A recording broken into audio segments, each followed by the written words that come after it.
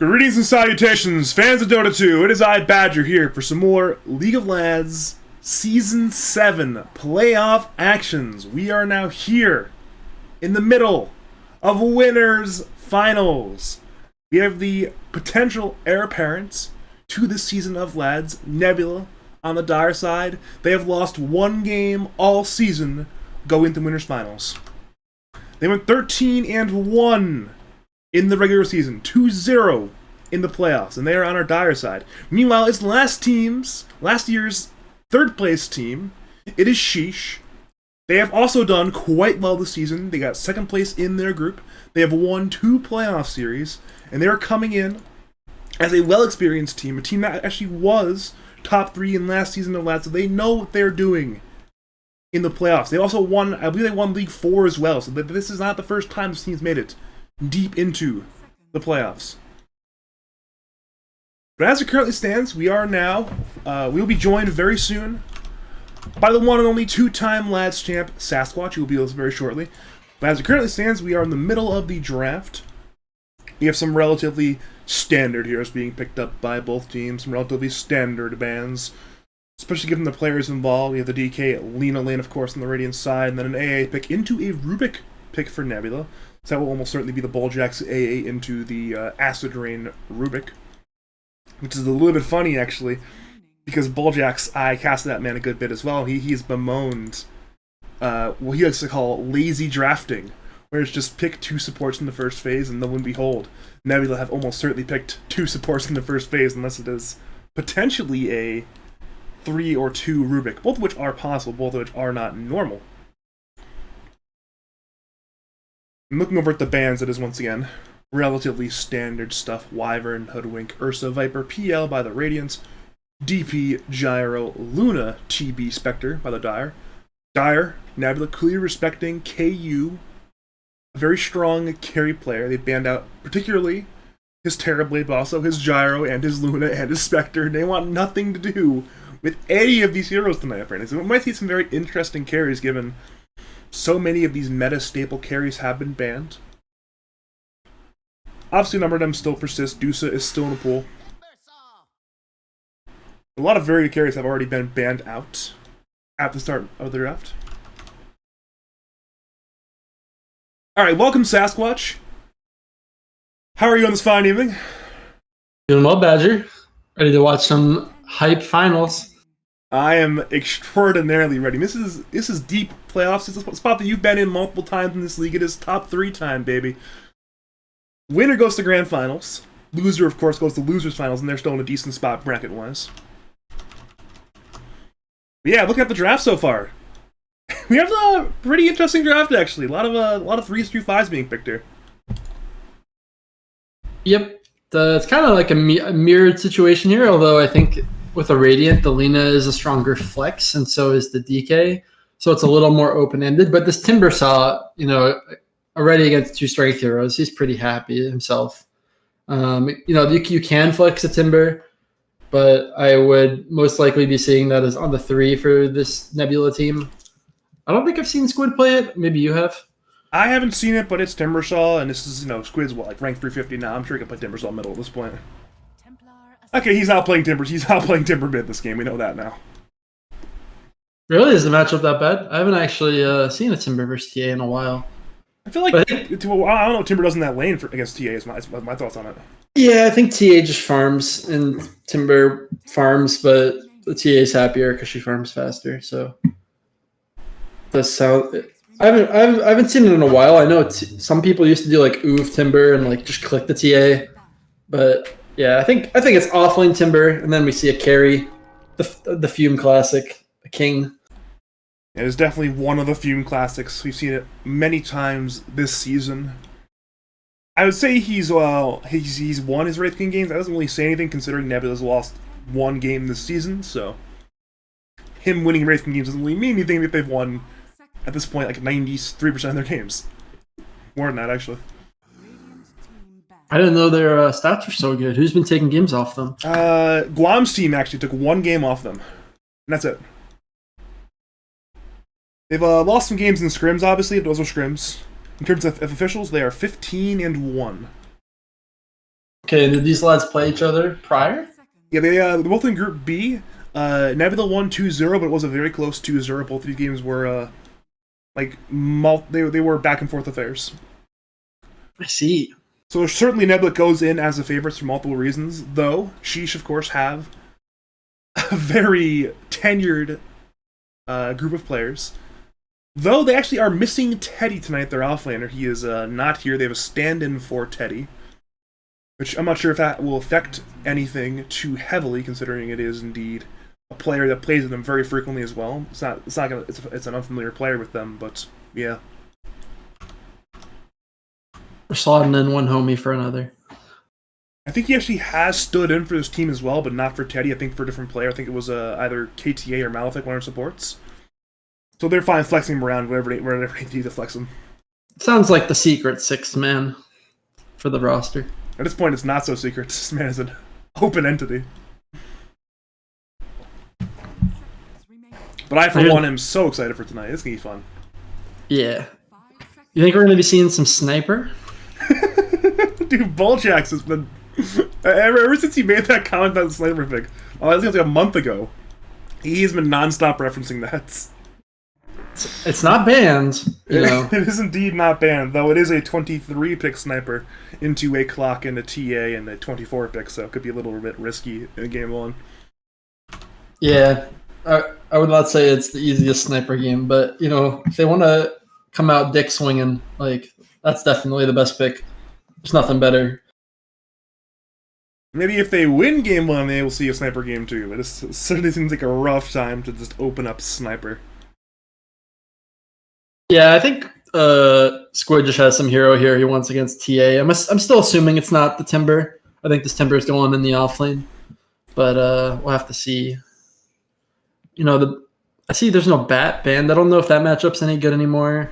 I'm not really sure what the TA matchups are. Like, basically, my understanding of TA is it's like a brain dead easy hero, and you can just kind of farm against like any hero, so it doesn't matter anymore. Pretty what much. The matchup is, yeah. So it's kind of what Squid wants against like TA, but plus the rest of the squad. I mean, it's one of those things too. I mean, Squid's been playing a lot of really high-level pods recently. Even though League of Legends is a very good mid laner, one of the better mid laners in lads, he is not CC and C. And after watching Squid play CC and C last night, it can't be any worse than that. Come on, bro. It didn't go well. Come on, bro. Me and Fume were just watching it. It was a rough night. All right, so is it Timber mid? I guess it is Timber mid. Or could cool. Perhaps even be Sand King mid, though. That's a little more odd. I think both matchups, the TA is farming and the the strength melee hero is farming. So like it doesn't really matter too much. I'm not going to call it outside of the realm possibility that it could be a Rubik middle lane. Because I know Bulljax as a drafter hates to open two supports at 5 and 8 or at 6 and 7. So potentially speaking, it could be like a 4 Sand King, 3 Timber, mid Rubik. It wouldn't be out of realm possibility. I'm just gonna assume it's the Squid Timber, but I'm ready to be wrong. That's a smart assumption, and one you end up being correct upon, as he's already locked in the Rubik instantly. Oh, it is a Squid Sand King based. All right. And there's a Nyx in the game. I do think this is a pretty strong Nyx game. I mean, Wraith King probably will not be going Radiance because that is not really the meta build anymore. But against the rest of the Dire squad, the Nyx feels pretty strong. Even the Sand King, like just getting stuns from like your W just all the time, it's pretty annoying. And certainly, I'm actually a little surprised Nyx went all the way to 24 pick uncontested like this. 5 seconds remaining. But yeah, we do though have a. If looking at the overall draft as a whole, though, it is indeed. You mentioned the flex possibilities of Lina and the DK. It ends up being a. Wait a minute. It's a carry TA, which is pretty cool. TA, it's a mid Lina. It's a 3 DK if they're having KTA play DK. Interesting.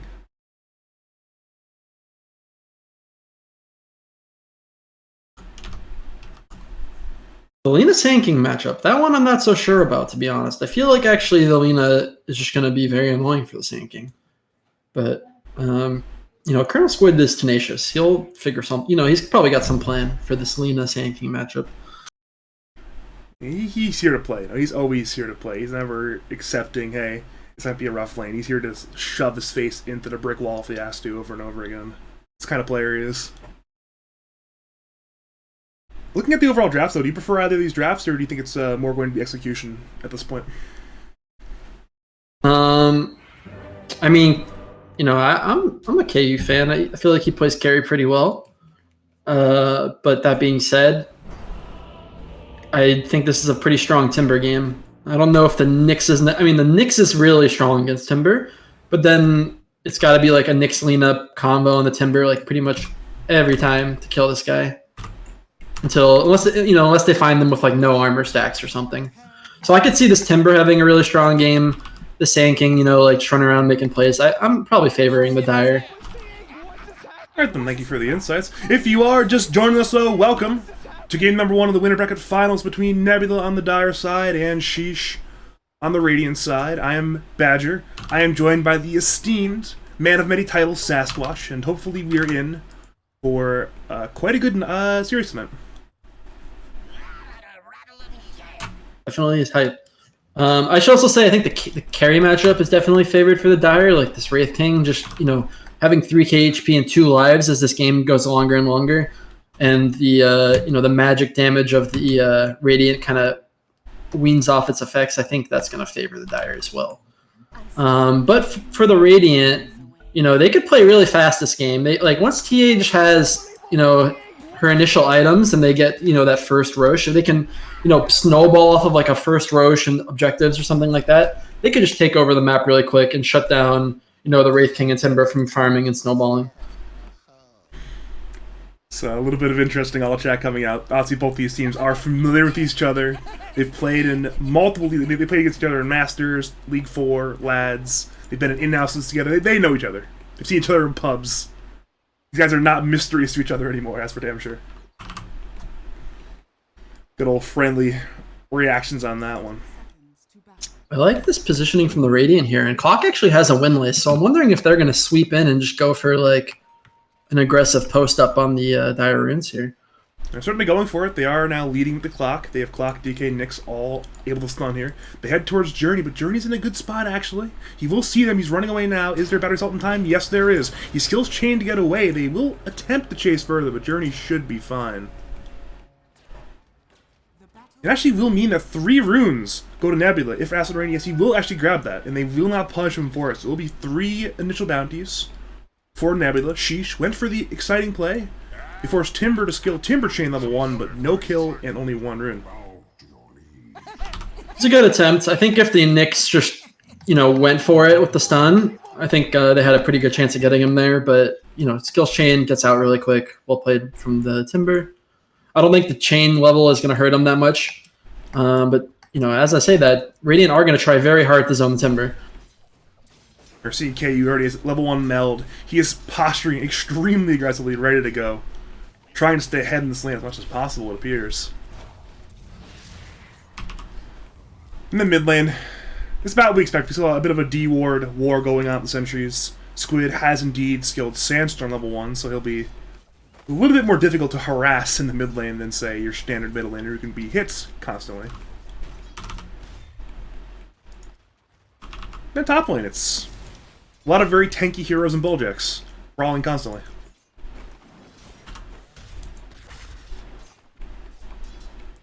Honestly, these lanes all feel pretty passive. I think the Timber needs a couple more levels before he wants to go aggro. And then there's just a double melee lane top, so it's a little bit hard to do too much.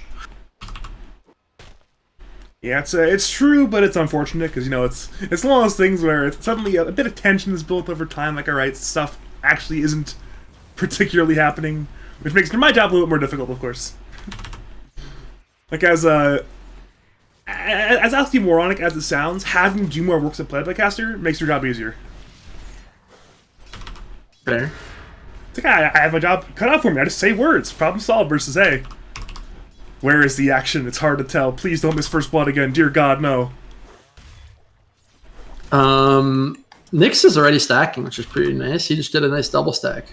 I'm curious how he did that actually, because it's pretty annoying to do that as a melee hero. So I'm gonna probably peek the replay already. Might be able to see it at minute 3 as well, potentially, if he goes to stack again. We're seeing a bit of a brawling in both these side lanes. They're stunning on the Fume. The Fume still is 1/3 HP. She turns on the Malefic even. KTA was hit by the cold feet, had to run away a little bit. And the bottom lane, they hit the clock a bit. Lift actually is there, and then she will draw first blood on the Weatherman there in that bottom lane. So it is the 5 clock who's died first. I did catch first blood. Let's go. I did it. Oh, champ. I don't think you understand. There's been games that I've caught literally every kill but first blood, and it's been like a psychological thing for me. I don't know what it is.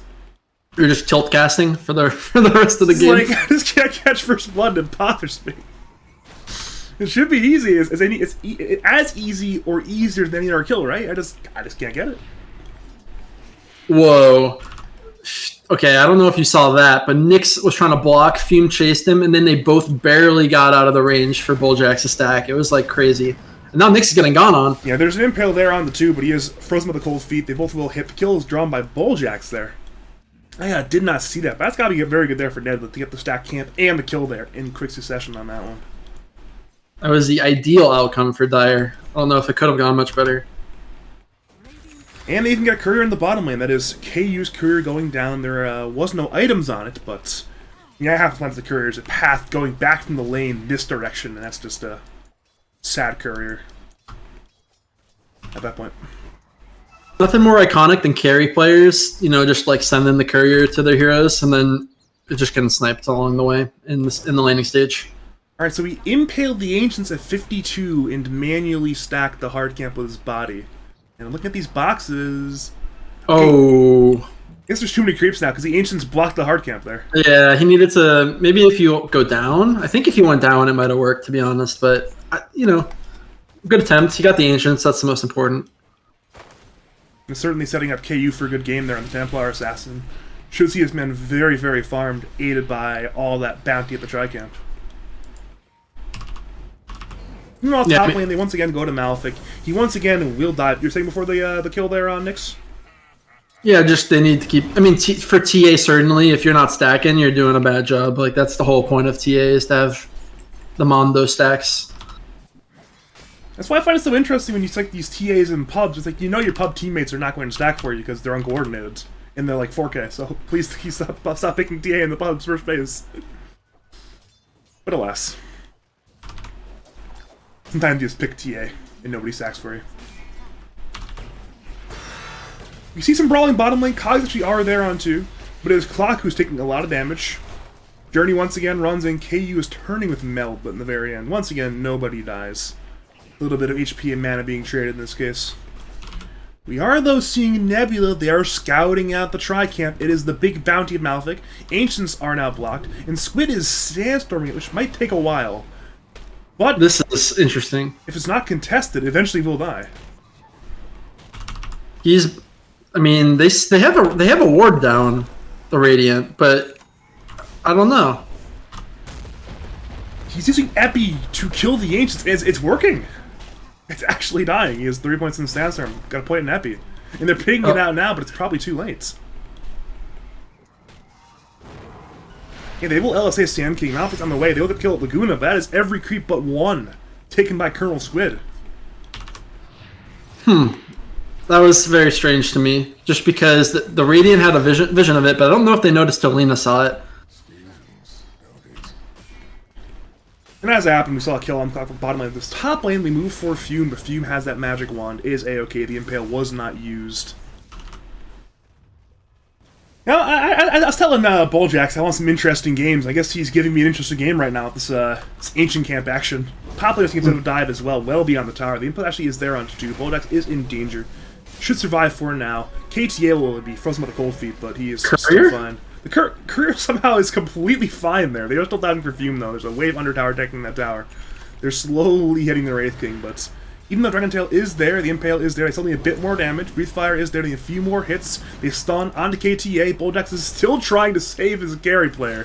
Finally, Fume goes down there to the Dragon's Breath, Corrosive Breath damage. And they also will parlay that one into a very easy Tier 1 tower siege. Unless Bulljax can deny it. He denies it! Wow. He might die for it, but you got to be happy with that one. Acid Rain now shows up. Lift is there on the Malefic, bringing him away from Bulljack. That's fantastic tower dive from my man Bulljax. Yep. To be honest, I don't know why the Wraith King was even like trying to stay there and defend that. That was just like way too much for two people to deal with. Bulljack's kind of redeeming it with the deny, but obviously you don't want your carry to die. Also, the Rubik just getting blown up. And I was watching that the entire time. It's the entire journey all the way from the T2 to like the river. I'm like, yeah, this is not going to go well for Acid Rain, but you know what? I'll just let it play out.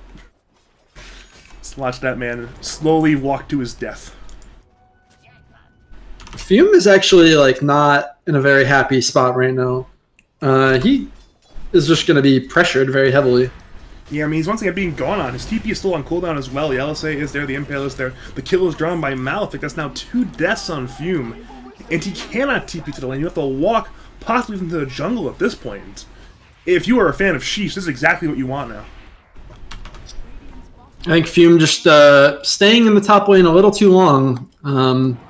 You know, most carries you want to get into the jungle ASAP as soon as pressure comes your way. And he's kind of fallen to pressure twice now. Hopefully he's going to probably... I mean, he just needs to find somewhere to be whacking creeps. That's pretty much all he needs to do. So dodge enemy heroes, find creeps. Speaking of finding creeps, the Dire had their own stacks in the jungle, and Radiant stole them, so I guess both teams stealing stacks. As that happens, bottom lane, Malefic tried to get his level 6 bottom lane. Journey said no, chained in, used Chakram, used Rolling Death. Down goes Malefic on that Nyx Assassin. If you are a Sheeesh fan, this is a fantastic start. We do see an Invis Mirror on Squid, though. Epi is there, Burrow is there, Fadebolt is there. They want to get KTA. They even steal Breathe Fire. They're still a little bit short on damage. He's trying to run away. Clock has Cogs, but she puts the DK into the Cogs. DK goes down, and in comes League of Legends. Clock is low. Clock will actually not go down quite yet.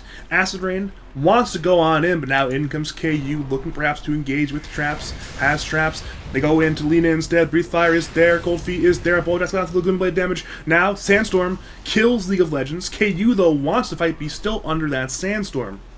He now begins to walk away, but he is effectively alone until Malefic arrives. Malefic is now arriving. And Colonel Squid is on some kind of massive rotation into the Tri-Camp, even just stealing the Bounty Rune. This is absurd. The fight continues, though. They stun on the journey. The Dragon Tail and the Impale were there, but Timbersaw is a Timbersaw. It will be completely fine to go. And as that happens, we see Squid just harassing KU, making sure that KU cannot farm the Tri-Camp. He's just trolling the TA and not letting TA farm because he's just sitting there with Sandstorm. And yeah, just because Colonel Squid has these boots of travel, he's so much faster than the Radiance heroes, he can literally just dance around them. It's pretty funny. It's a good old Sand King Dota 2. We see a Burrow on 2 as well. The LSA is there on the Squid. Sentry is there as well. So we now see Squid finally die for his playfulness. Now we see a huge lift onto KTL, onto the high ground. He will die to Rolling Death damage.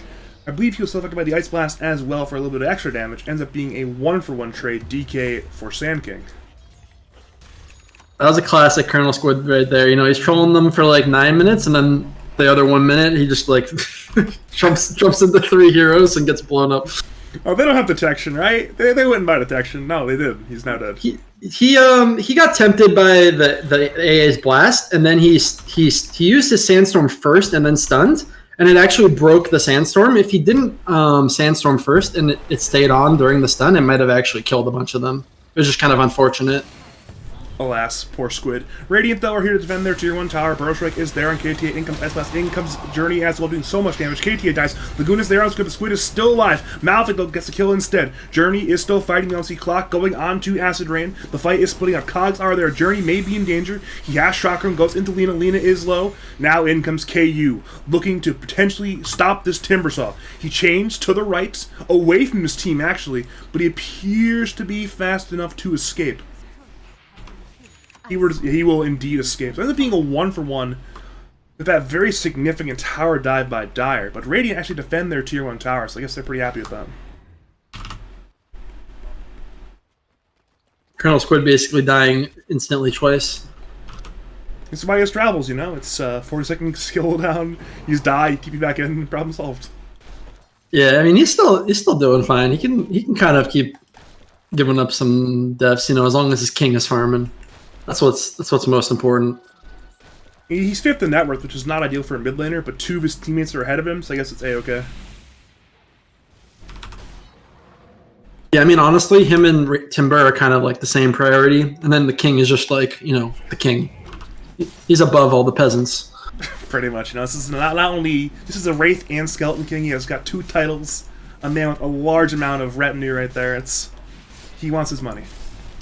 For the Radiant, though, I think their timing is really when this DK gets a blink. It's going to be so much easier to kill these, you know, these dire heroes kind of running around the Timber and the Sand King as soon as this DK gets his blink. And he's getting there. You know, he needs a little more time bottom, and I think they'll start making plays with him. Speaking of making plays, they are smoking on a Squid. Vendetta Impale is there. Sandstorm is on cooldown. In comes LSA. In comes Laguna. Down goes Colonel Squid. That is now 4 deaths on Squid. Great gank. It's fantastic smoke there, looking for an important target, and they found one. Now we're seeing a Claw Cook onto Acid Rain. Acid Rain has lift, has stolen LSA. Ice Blast comes on him. They stun onto Acid Rain. Acid Rain appears to accept his death. He will go down. Dude, Radiant's playing great. They're doing like all their, you know, all these like spells are being pressed correctly. They're like owning these guys at the moment. Just 2 solid pickoffs, and that's what they need, is just to keep, you know, they kind of get control over the game again. That's exactly what you're hoping for as well, because I mean, so many teams have had difficulties pressing buttons as well as Nebula this season, but the Sheeesh team, they indeed can press their buttons. They are accurate button pressers. And now DK's got his blink, so it's going to be very easy to play around. You know, DK plus Lina is just an insanely strong combo. Makes it Nyx's job a lot easier when he doesn't have to be the sole, you know, gank setup hero. And also, you know, interestingly, what do you think about the Wraith King going Radiance against the Nyx? I'm a little surprised. They're going on to Timber for now. I'm a little surprised as well. LSA is there on the Timber saw, but he's hit by Clockwork. Laguna Blade is there. He will go down on Journey, I believe. Impale is there, canceling that Shane. Huge kill on Journey. Yeah. In comes Squid, in comes Ice Blast. They want to engage. Stun is there onto the Sand King. They are hitting that man. He even burrows further under that tower. Squid will go down. Now Acid Rain, Bulljax, they are on the run. The Carapace was there to some Bulljax. They run that man. Impale is there. Dragon Tail is there. That man will go down in Ancient Apparition. That's 3 kills now for Sheeesh. And I'm surprised at the Radiance too. We just saw it in action. It's that Carapace. It's the instant stun any fight in the Wraith, which surprises me. You know what I mean? Radiant is just finding all these great initiations. Like, they, you know, Dire was like kind of trolling them a little bit, but now that Radiant is just like stunning them to infinity, Dire cannot dance around their heroes anymore. It's actually a little bit scary. I mean, this TA is not even truly online yet either. It's this Lina who is absolutely out of control right now. Lina plus her stunners can basically kill anybody. You know, she has her Nyx or her DK. They can just, you know, run around the map together, and there's lots of opportunities. Speaking of running around, it is the Nyx Vendetta bottom lane. Perhaps Lina could TP or the Travels, actually. They find Squid once again. The BOTs are up. They're TPing bottom. There should be a kill on Squid at some point. Unless Squid can make some huge jukes here. Yeah, Vendetta, Impale, LSA, Dragon Slave, Dust, Laguna, down goes Squid. And they even appeared to know as well. They sent the Ice Blast bottom, but it was just a little bit too late. And Squid goes down.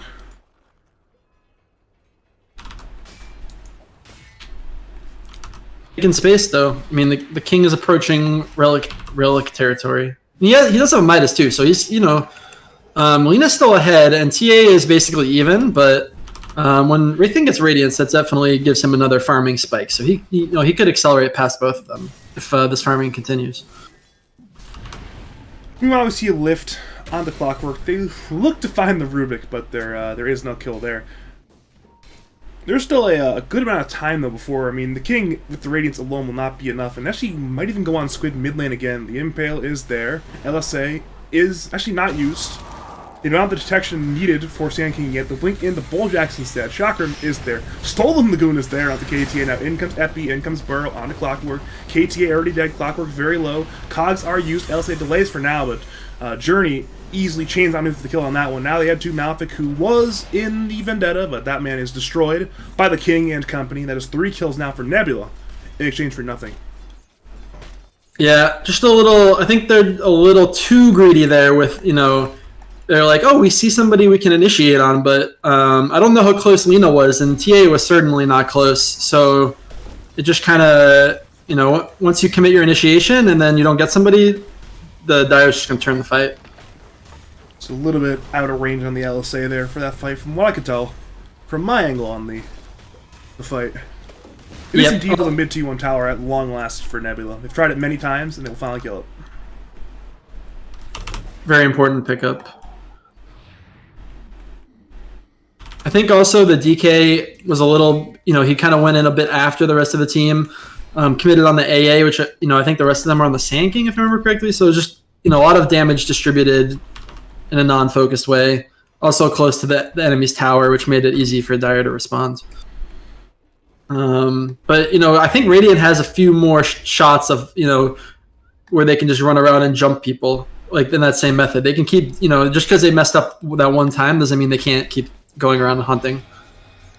They still maintain the goal lead overall, and they have two of the top 3 heroes, that's to say. They have the Lena and the TA up there with the King right now.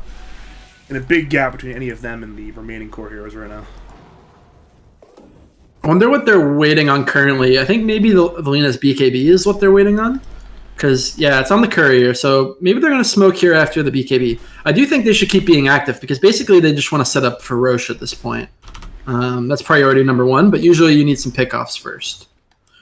It is possible they could be playing a little more conservative until they have the DK and the TA BKBs as well. Both of them are buying it. Both are not that far away from it. But they are smoking. Only as 3, though. Lena is not in that smoke. She is, though, nearby the smoked heroes. Has bots as well. She's going mid.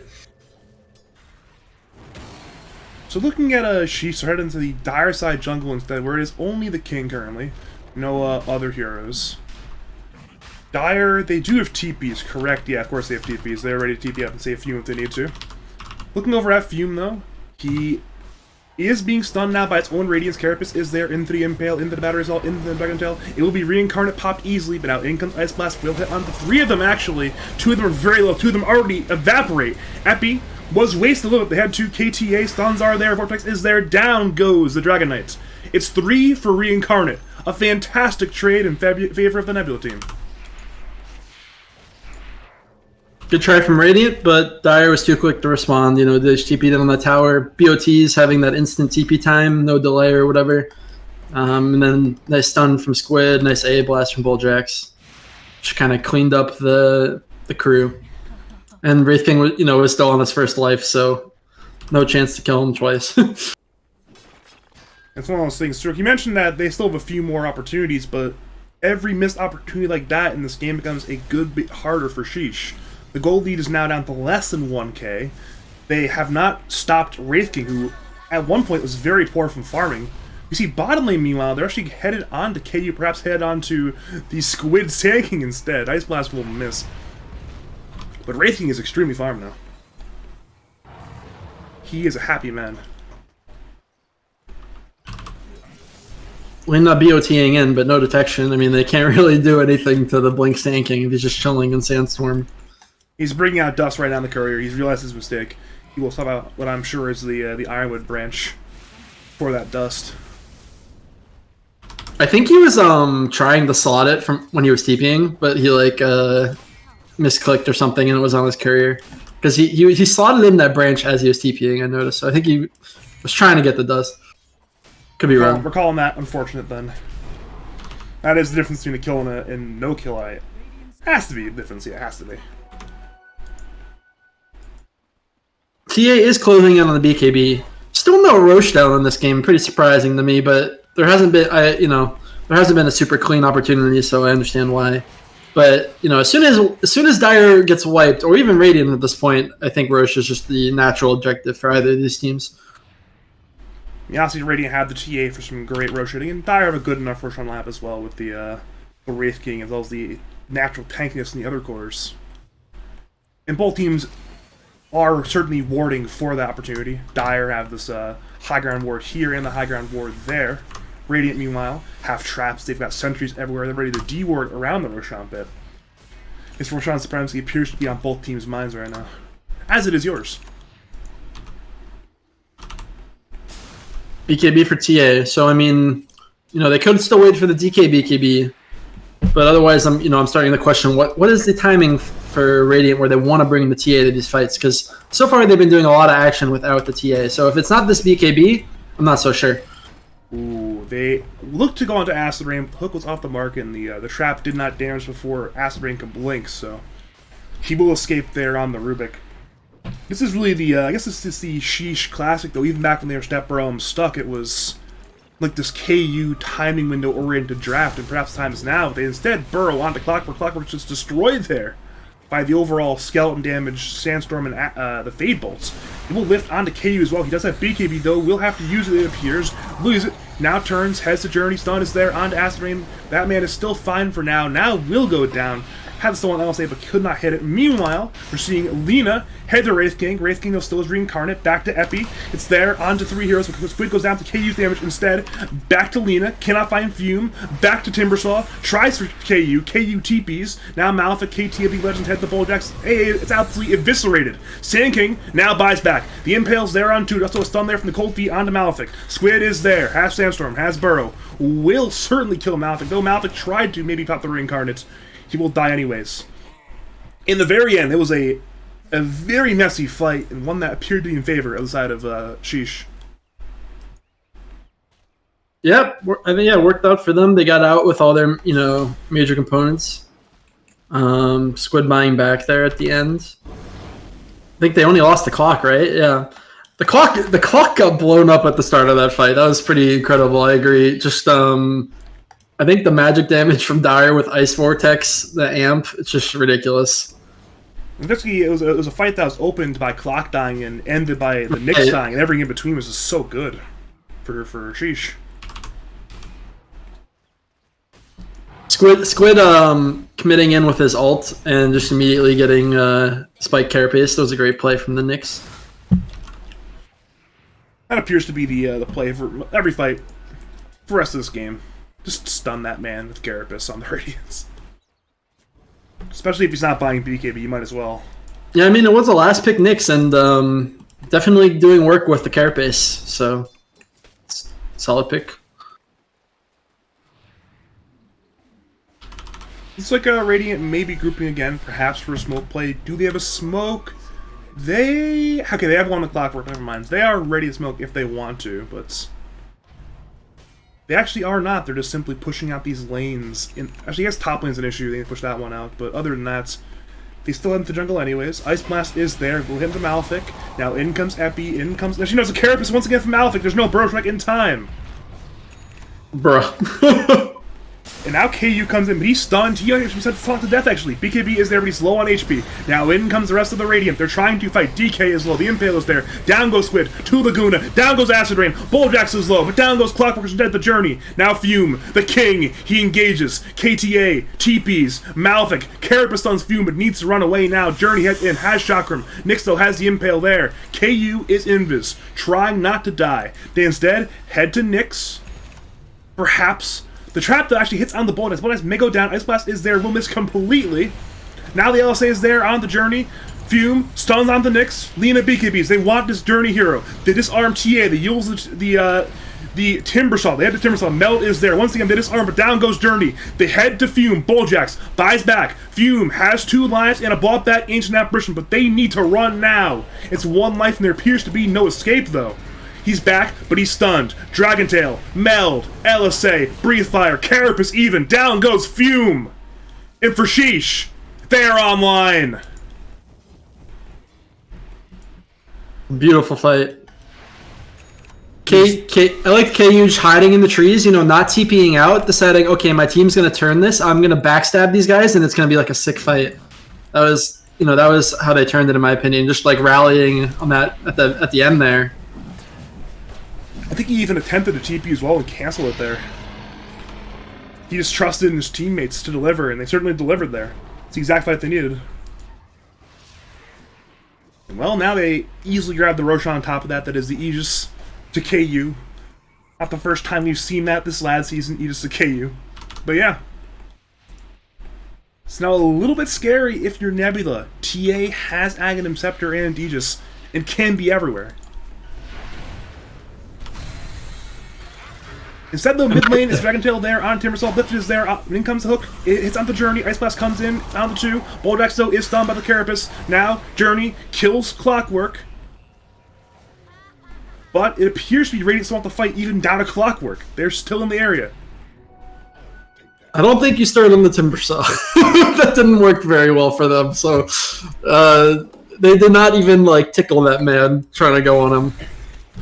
Guess it is only a Clockwork loss, so no harm, no foul, but yeah, Journey, Halberd, Hood, Plate Mail, Reactive Armor. He's a big boy. Even Essence Ring, dear God. Yeah, I think you really want to find that hero alone, or you want to kill the rest of his team first. And it's not, there's no other, like, way to do it. I think it's one or the other. Yeah, we saw it in the successful fight in the Dire Side jungle. It was Timbersaw and Wraith King who were last. Dire doing this big wraparound here, not really near anyone, unfortunately. Yeah, the TA did show top lane, but she has Aghanim, so she's very easily bottom lane. Yeah, TA can just, she actually had Blink queued up, but opting to skip that for just the, the global potential, the split push potential of the Ags, I guess. Dire just forcing mid, so we'll have to see how much split pushing TA is going to do against that. I mean, TA is hitting the bot T2. Dire, meanwhile, hit the mid T2. Squid cuts the bot lane, but Lina is nearby, has Euls, but Squid has Sandstorm. Now in comes 2 Dust, actually. Dragon Tail is there, Lagoon is there, Hookshot is there, down goes Squid. Meanwhile, bot lane, they TP in. They want KU. But can they get that man? But meanwhile, mid lane was Aspirin, who was TPing to the bot lane, who got stunned by Malefic and went down. Now back to bot lane again. They go looking for KU. The bot tower's already dead, and he will easily get away with their Aghanims on TA. For Sheeesh, what maneuvering across the map. They save their tower, they kill a tower, and they kill 2. And they have to figure this out. It's disastrous. Dragon Tail is there, LSA is there, Journey's trying to help, but there's nothing he can do. There's barely enough mana for the Reincarnate, almost didn't get popped there. Now in comes Boljax and Journey trying to save, the Impale is there. They once again have the LSA, they have Dragon Tail, Hookshot's there, and the Boljax wall should be both of them dead quite soon. Boljax is in cogs, Force Staff is not up, down goes AA, and wow. Beautiful Dota from Sheeesh. Just literally dying everywhere. Like Squid died between the tier 3 and tier 2, and then they're also fighting in their triangle, in the Dire triangle. So it's just going everywhere. They have come to play. They said, you know what, we don't care if the Nebula is 15-1. We'll make them 15-3 if we have to. And they are just running around killing Nebula over and over. That's kind of what they're doing, so... And they still have some time in the Aegis. It's a minute 15 left with the Aegis on TA. Nyx is lifted by Acid Rain. LSA is there. It was stolen, actually, I believe. Now Squid comes in, has Sandstorm to hit both Sand King and Timber. Aeon Disc is popped. The Miller Racks are also popped. Now Journey heads in looking for the Dragon Knight. It's a little bit short on damage, though. They have the Squid instead. And he gets destroyed there by the TA and the Lina's right-click damage. So it's a full set of barracks and the mid laner, both down. Neither of which can respawn for a while. And for Sheeesh, wow. I am very making impressed. It work. Yeah, me too. Curious what Dire's thinking right now. I think, if I was in their perspective, I would say, okay, we just died alone like 5 or 6 times. It's time to get a fight where we're all together and we just have like a clean fight the way we want. Maybe they're still looking for a certain item, but I'm not really sure if they can even play up to that timing anymore because the game's kind of just in Radiant's hands now. They're the ones that have a majority of the map control, and they're going to look to hunt. I think Radiant just have so much damage as well. I mean, they've got the TA with the Deso building a Daedalus. The Lina has an MKB. It's just so much damage. Just expiring on the TA. Impressive that she still had it, honestly. That's a full Daedalus replacing it, though, so there's no mercy for Nebula. That's a massive, massive spike in damage. Yeah, and with this Paladin sword, she's actually quite durable. She can kind of actually just man up. And, if she's BKB'd and she's just hitting, she's probably going to lifesteal whatever damage is being dealt her way.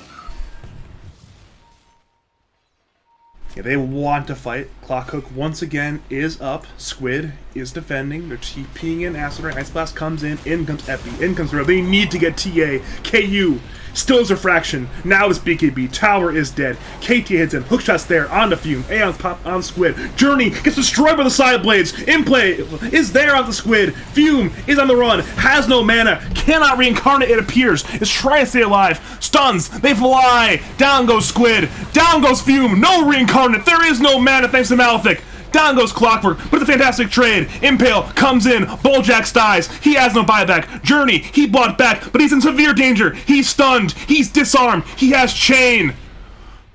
But the fight, it's a disaster. The racks, once again, they're being sieged. It will be 2 racks. And for Sheeesh, is looking extraordinarily favorable right now. KU heads in, destroys Acid Rain. Buyback is there, but it is the last breath of a dying Nebula team. They will kill Malefic, but it is a mere slight gain after a significant fight loss. That next kill actually made me very happy. I don't know why.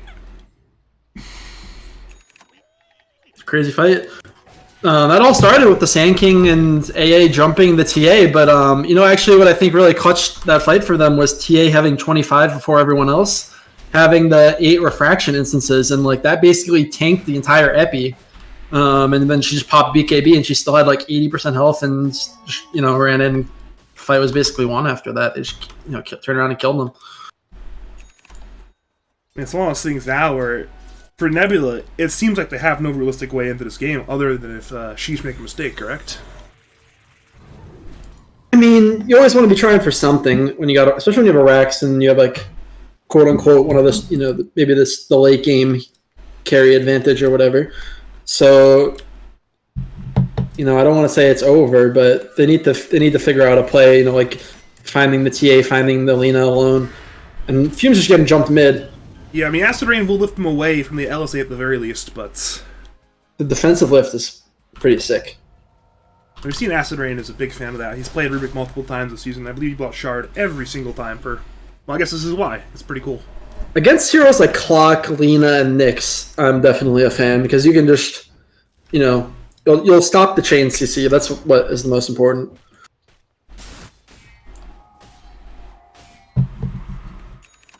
I guess they could potentially wait on the second Roshan. By this point, why wait? Well, why push? But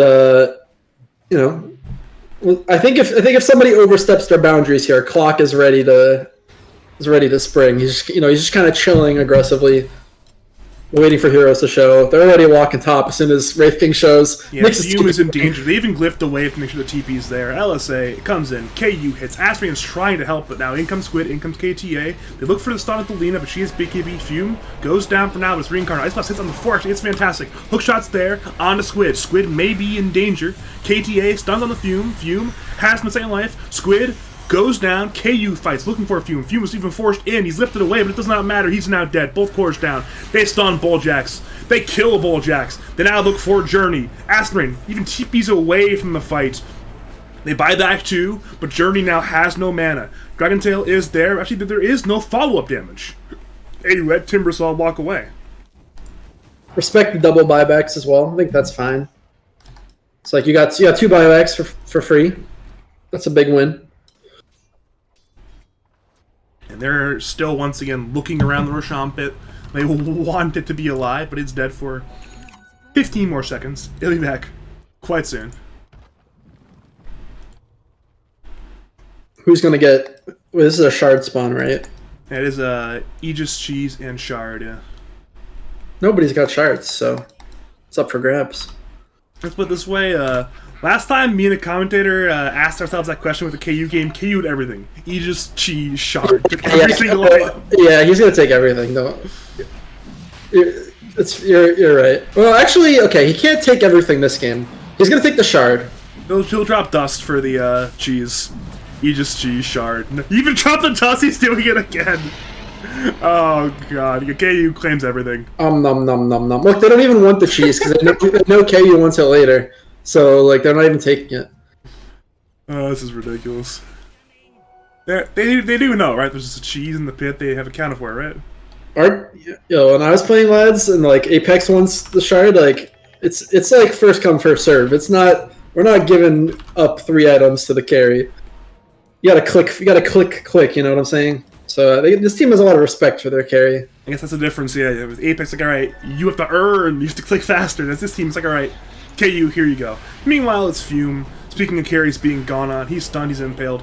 Actually, impales there onto Rubik. Rubik goes down as well. Now Fume has 1 life. Correction has 0 lives. Goes down. Squid has Burrow, has Epi. Germany tries to split the fight up, but he gets destroyed on the Timbersaw. It's 3 already dead. Squid, Balljacks on the run. In the GG, it's called. GG. Dire's middle tower. Wow.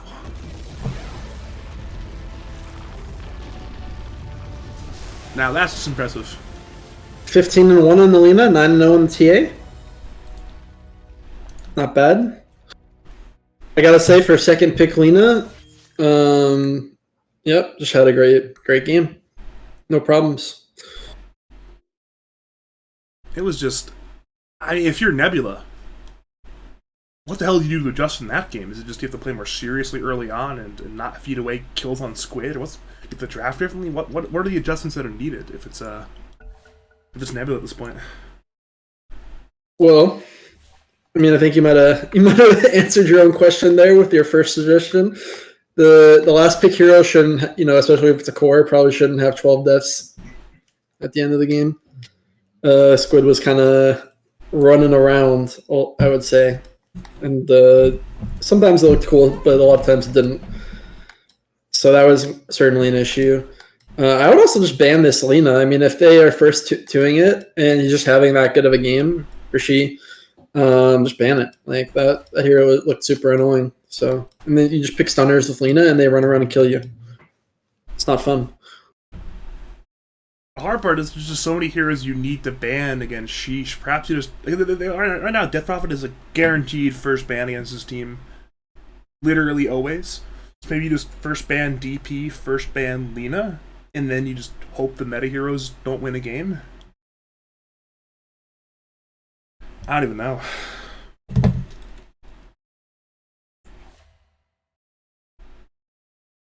And the hard part too is now Sheesh have a choice for game 2 in terms of pick side. So, what did Nebula ban? They banned DP and they banned Gyro first phase. Yeah. And then they banned it has a DP profile picture. Maybe you have to ban the DP. This way they will first phase it every game, and I believe they've won every time they've done that this season. So, dude, this guy sounds like Mike. We just first phase him as mid hero, and it's like DP every game, and who cares what the enemy like DP and Lina, like those are the 2 mids that literally don't care about the enemy mid. Like you're just playing DP. Like Lina is just like a god tier laner, and then DP is like a thick girl who can suck you. In a non-sexual way, of course. So, I guess they could let the they want to first pick the list game because maybe you can let the DP through and then like 5 pick Ancient Apparition, but well, if you don't have 5 pick, you can't 5 pick the AA. It's not an option.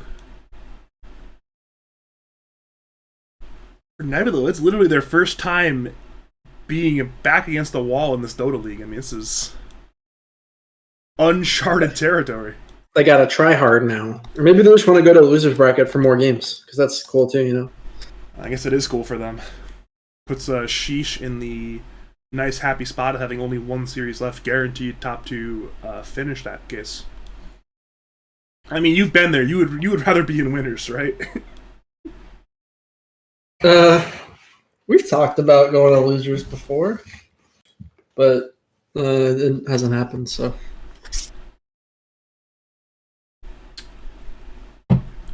yeah, it's nice knowing. I mean, it ends up not really like who cares for the finals, Once you're in the finals, it doesn't really matter.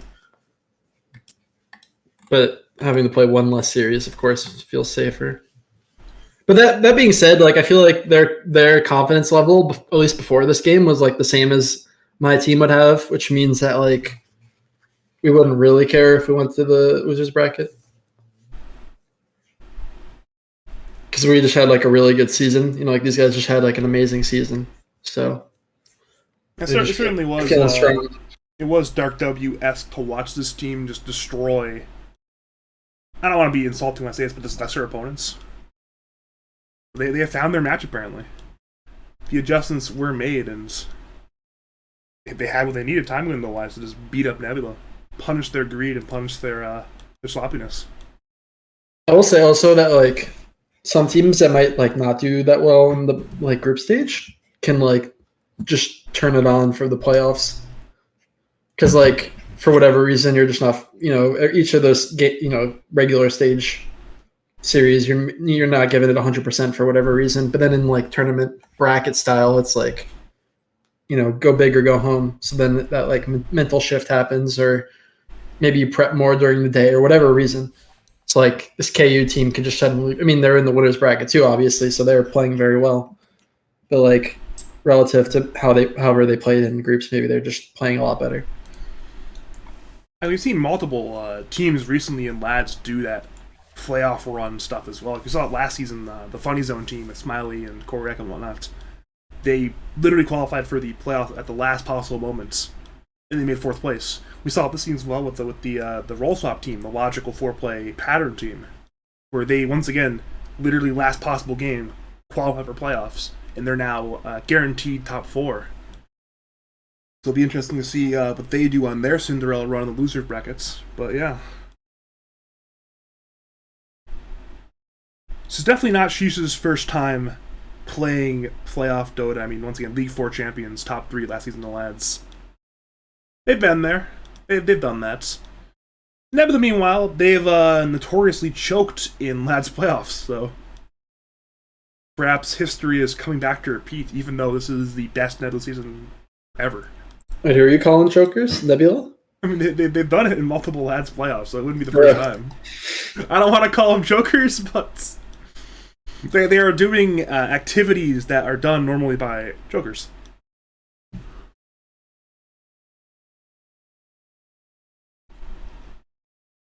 And it will indeed be first pick for Sheeesh. Nothing too shocking there, considering basically everybody and their mother is choosing first pick this batch, because that's Dota 2 for you, I guess. Let's get 8 pick, 18 pick, have a good old time.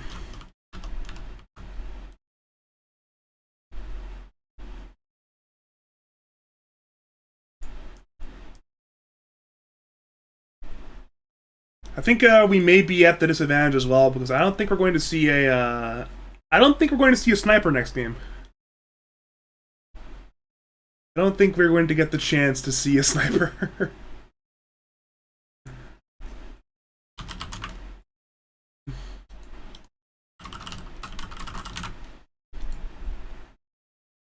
Yeah, we are still waiting on this. I'll call it an intermission period between the two games. Apparently we're having a 5-minute bathroom break. We're at minute 7 of that 5-minute break, but you know what? It's a good old time to look at some numbers. If you got your Dota Plus numbers right here, if you care about those on the screen. Saw a lot of damage in TA this game, of course.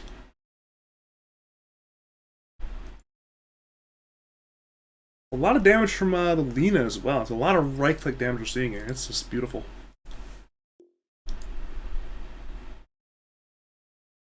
Yeah, I think MVP was the Lina for me. Just, you know, she was like a force all game.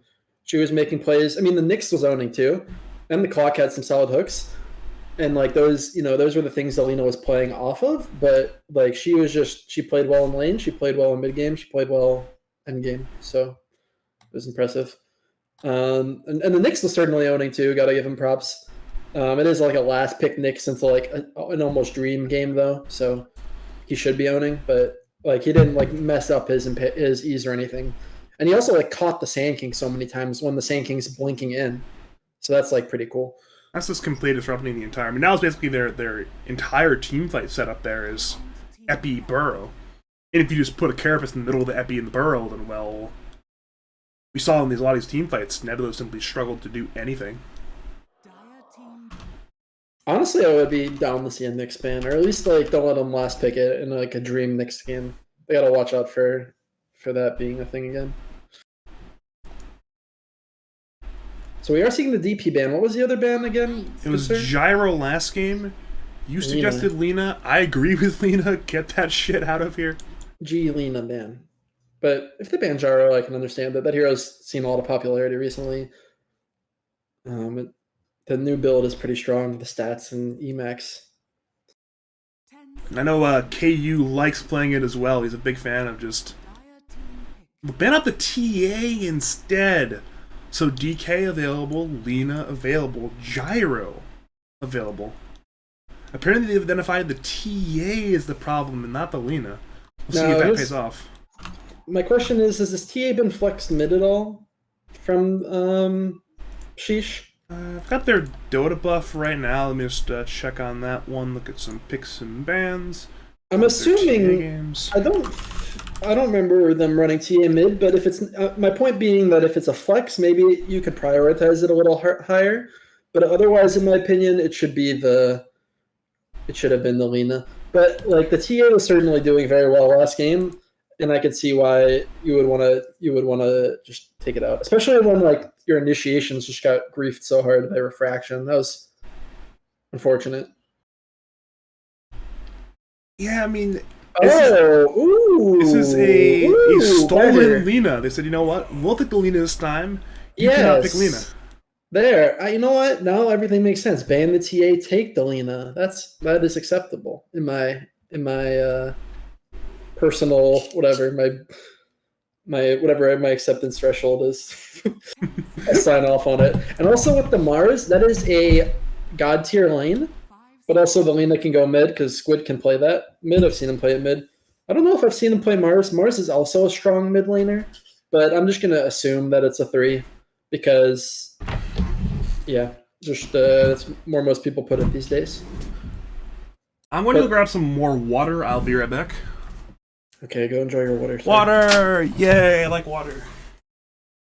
Water.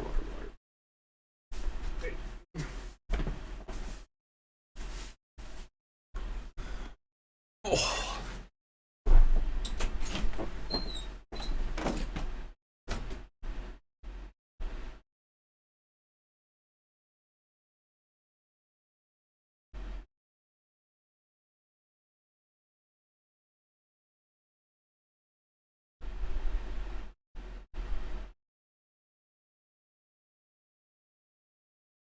I wonder if Dyer plays any like ABBA or something, some anti-stun hero, because that's pretty good against this combo. dire team ban.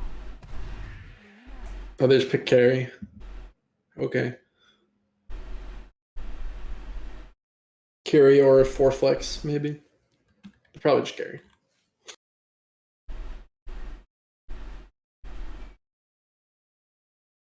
Ten seconds remaining.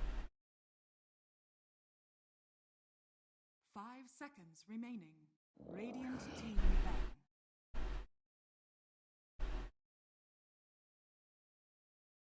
Dire team ban.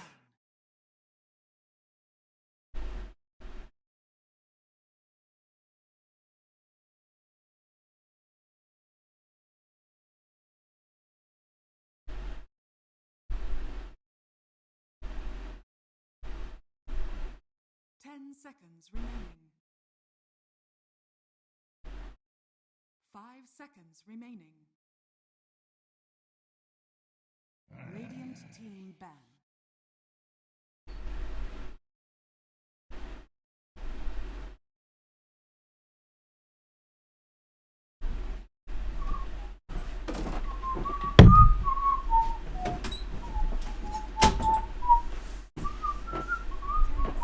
Remaining. 5 Where's my headphones? We did it. Found headphones. dire team ban. And lo and behold, it is good old meta staple drafting day. Apparently, we have a Luna being picked.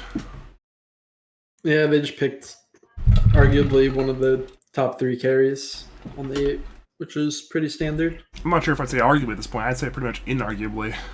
Yeah, yep. And it also leans very well against Mars Lena because you're a ranged hero, so you have a little more cap from the like double stun. So that's pretty nice too. I like the ban from Bulljack banning the Abba because I was actually thinking Abba could be strong against these double stunners, and it's really good with Luna in lane too. So that's a solid ban. The Nyx also makes sense for obvious reasons. They had a lot of trouble with it last game. 5 seconds remaining. And on the other side, Sheeesh is just double banning carries. So they're just taking out the carries that would annoy the Luna, PL, and Ursa and TB. Abaddon's a real fun hero. I've been playing a lot of Abaddon recently. Hero's just so disruptive. Like in this game, right? You purge off LSE, you purge off, say, Mars Spear. It's just, you actually just ruin a lane there. It's Abaddon. So it's like, alright, get it out. None of that in my Dota game, I guess.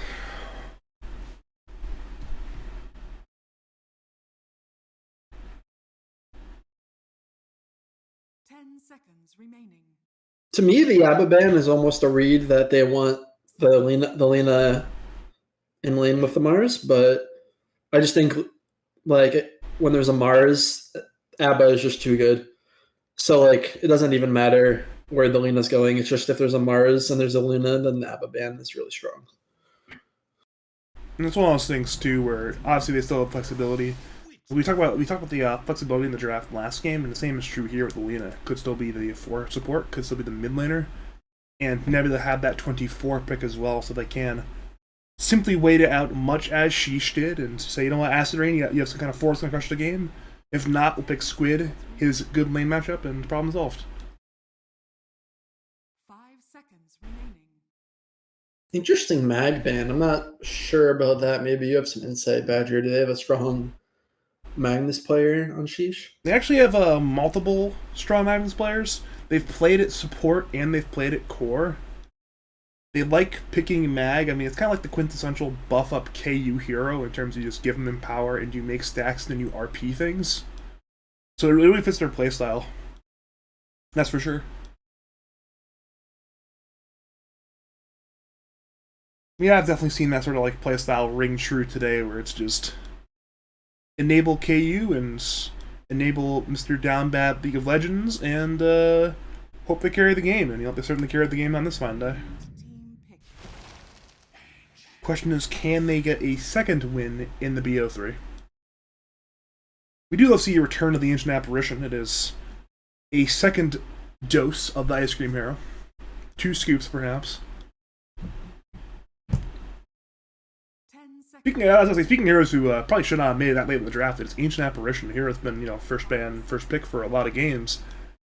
Makes it all the way to that 16 pick for Sheeesh. Yeah, I was thinking about all these cool picks for Dyer's 5 because I knew that was probably coming up next. But I kind of just forgot that AA wasn't banned, so easy pickup for them. They probably didn't even have to think about it too much. It's just great synergy with the Luna because it's spell damage amp. And with DK, you just have a free stun for your ult.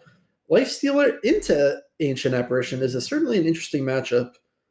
And I haven't been seeing too much Lifestealer recently. I know it does very well against the DK, and when you rage, you obviously can just run at Luna with no fear.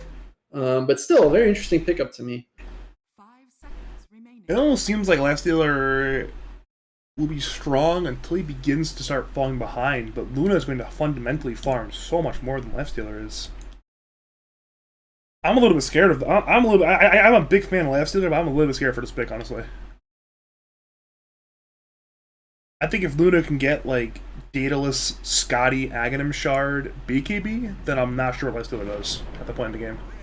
And they even hard counter that Lifestealer with the Razor as well. I'm scared for Nebula right now. So I think Fume probably had high confidence on this Lifestealer pick against the first 3 picks, just seeing what he's up against. He probably has some, he's a very active carry player, so he probably has some insight, Lifestealer against Luna. He likes the matchup. He's played it before. But I can almost assure anyone that Razor, he's not happy about the Razor pick because that hero has one purpose, and it's just to link you and follow you. and it's very annoying. And there's not much you can do about it unless your team helps you. So that is definitely a frustrating pick. Also, kind of locking in the 3 cores most likely for Dyer. They could flex the DK still. 5 seconds And the remaining. Razor could be 2-3 flex, but I'm assuming it's mid. Maybe they've ran it 3 before. Not sure. I think that's some insight. So actually, I played Razor literally into Fume Lifestealer the other week. So he likes That's your Razor. That's a classic from the Riles Dota days. I remember that. he just. I mean, to all lore. I remember that stuff. I crushed Fume for like 7 minutes, and then the rest of the game, Fume just went to the jungle until he had items, and then I linked him, and he still killed me. It was pretty fun. So you're saying time. you owned him and then you fed him? Yeah, pretty much. Who won the game? I'm pretty sure he won the game. If I won, it was not my fault. So Fume has good practice against the. He's got a recent Razor versus Lifestealer practice. I'm pretty sure either Kita or Dambad playing the Razor is better at playing Razor than me, though, so we'll have to see if Fume can do it against a better Razor player. To be determined who's playing it quite yet, but still. Yeah, I think we need to see this last pick here to really identify things. And Dyer does have the pick first, right? Yeah, they do. So, yeah, they're gonna have to kind of commit, and then Nebula's got a chance to say, "Do we want this Lina mid or support?" But that's pretty much all they can say. They don't really have any other. I mean, they could put the Mars mid, but it seems pretty unlikely to me. I'm ready to be. I'm prepared to be wrong, but I think it's most likely just a Colonel Squid hero coming up last pick. I'm gonna say Mars is definitely not a Colonel Squid hero, but it's definitely a Journey hero.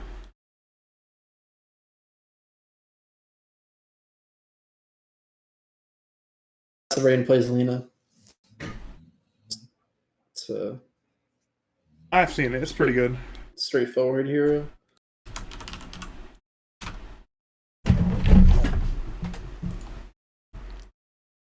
I would love to see this Dragon Knight as support, but I don't think they're going to do it. But if they do it, I'd be hyped.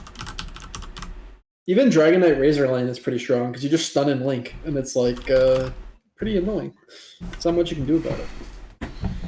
And Static Link is definitely up there in terms of most annoying abilities in Dota 2 to play into. Okay, so mid Razor, 4 position line.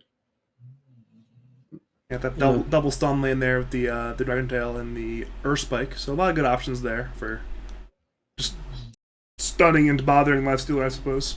Yeah, and actually the mana drain is extremely annoying if Lion abuses it against Lifestealer. It's just really, you are slow and you're sad and you have to walk away every time. You might miss a CS.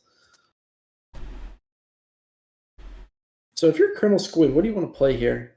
Down a game, last pick, mid Razor, carry Luna. I feel like maybe the Shrek could be decent, but I'm not... Pango, I was going to say Pango, but Pango is banned. Yeah, Pango would be good. Pango's indeed banned. So, what do you want to play?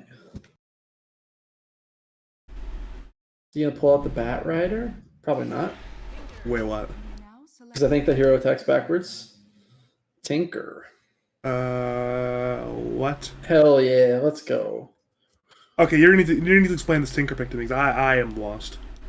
Well, they don't really have very good ways to catch Tinker this game, except for Lion DK. But, like, even DK is not that good because you have to just blink on top of him, and you have to see him clearly. Usually you want a hero that can, like, find him, like, with vision. So, like, there's a Clock or a Spectre or a Zeus, something that, like, just reveals where the Tinker's lurking. Dyer doesn't have any of those. So, if, actually this I think this is, like, a good pick from Radiant. I'm a fan of it because, like, Dyer just wants to walk into Radiant and fight them. Tinker is just going to hide and do a ton of damage. But the question is if, like, will the front line melt before Tinker can kill them? That's always kind of the question with Tinker, assuming he's not getting caught, is can my front line, sit there and CC them and, like, and give me vision so I can, like, blow them up or sheep them or whatever. Do all my backline threat. And if KU is extremely firm in this game, he might just shred through the front line instantly. And then it doesn't really matter what Tinker does because he's just a Tinker by himself. And he can't hold off Aluna. But if Journey and Fume, become strong, independent, proud cores, and they're not just getting pwned by Razor and like the CC from the DK and the Lion, and also the AA Blast, then I do think Radiant has a chance.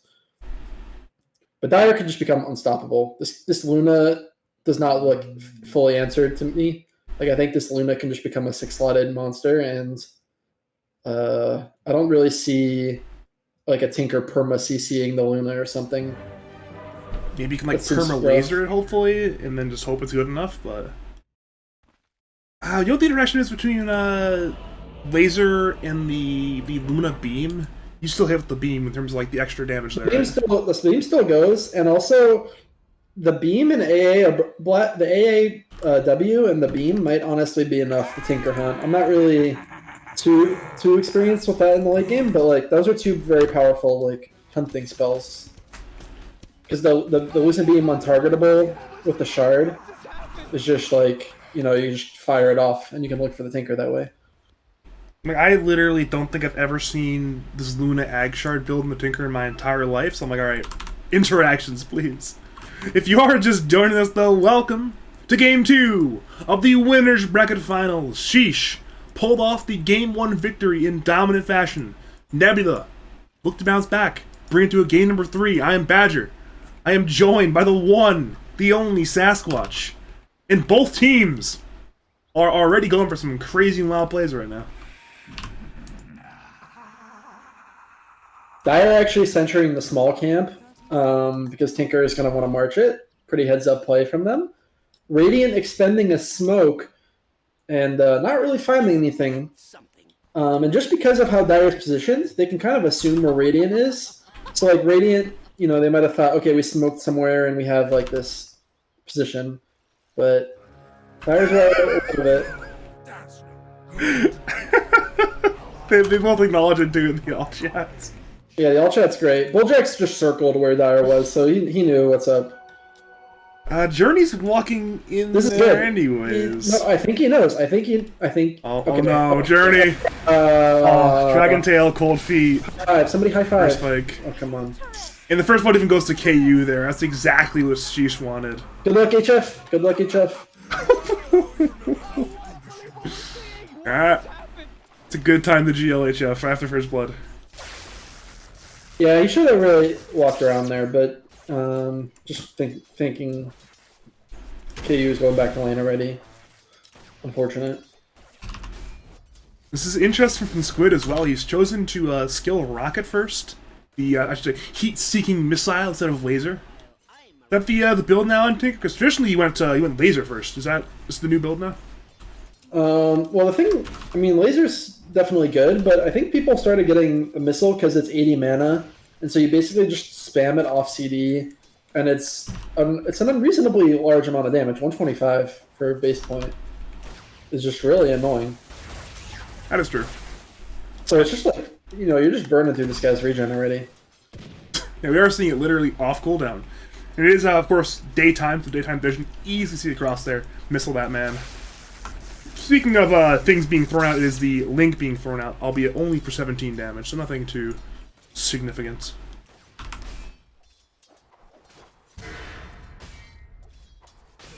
And there could certainly be kills in these lanes, especially top with the double stun. It's always dangerous. But a good Maledict bottom could also kill the DK, perhaps, or a good double stun could kill the Witch Doctor. So we are on Badger missing First Blood watch right now. That's what we are on. Oh yeah, also mid there's like burst damage. That's why I'm scared. It's all 3 lanes it could happen. Razor popping a salve and immediately Colonel Squid just threw a rocket and it took a little bit to home over, but it did cancel the salve. What an obnoxious hero Tinker is. That's actually the best way to describe it. Obnoxious. Yeah, it's not fun when he has Blink and he's like, it's just the most annoying hero to catch some games. Razor is doing quite well, just out CSing though. With he's still stealing damage. He still has the damage advantage. You can only laser so often, so he's starting off well. I think you have the point too, where it's almost like just lasering for CS at this point for the range creep, which means obviously he's not lasering the Razor at that point. Bulljack's hunting this lion, just being very aggressive. I like to see it. He's looking to harass out there, but nowhere enough for the kill. Just a little bit of regen being expended. I guess in both directions, but mostly in the Radiant Saber. Fighting over the control of the hard camp spawn, even though he has it sentryed. He doesn't want to give that away, though. Like, Dire don't know there's a sentry because he's blocked every time anyways with his body. Yep. Extra now he's getting the pull off, which is nice too. And Bulljax has supremacy over this jungle area. Nice little map section. He even pulls only the range creep as well, so the equilibrium will be completely fine there. Never mind. They actually probably will get the range creep with the lion, actually, but still, that means no range creep for KTA at least. Little things in Dota sometimes. Yeah, it's fine. It's just kind of like you're just, the neutrals are dying too, and you're sharing the XP. It's kind of like a little side battle thing. I don't know. It's funny when that happens, though. It's like the supports get their own little EXP party or whatever. Oh, nice stun on the AA. Are they gonna? Oh, not sparing it. Okay. You're looking out for me. You're like, yeah. Make sure Patrick does not miss first blood. I actually did catch that. No. You already got first blood. Don't worry. Just delaying first blood. Oh yeah. We actually. Okay, I missed that. I already caught first blood. Spear on AA. Lena's kind of going aggro, but yeah, the rebuke nice. There finishes that one. They're going to run at KU as well, but it will be no follow-up kill, I believe, on that one. I actually have some big flame on KU, even though I'm a fan of his carry. I don't know why he does not have a stick earlier. He just picked it up against the Mars Lena lane where God's Rebuke is spammed like all the time for CS. I think that's a must-have. It's been non-stop abilities being thrown out, I guess in every lane, but especially in the top lane. As happened, we saw a kill on Bulljack's bottom lane. They moved to Fume as well, but Fume has Rage and a Fairy Fire, so he should be fine. Dragon Tail is up, but once again, no kill on that one. Back to top lane, though. They try to get Journey and Acid Rain, but once again, it's a little bit short on damage. They even turn with the LSA there, but also they missed that one as well.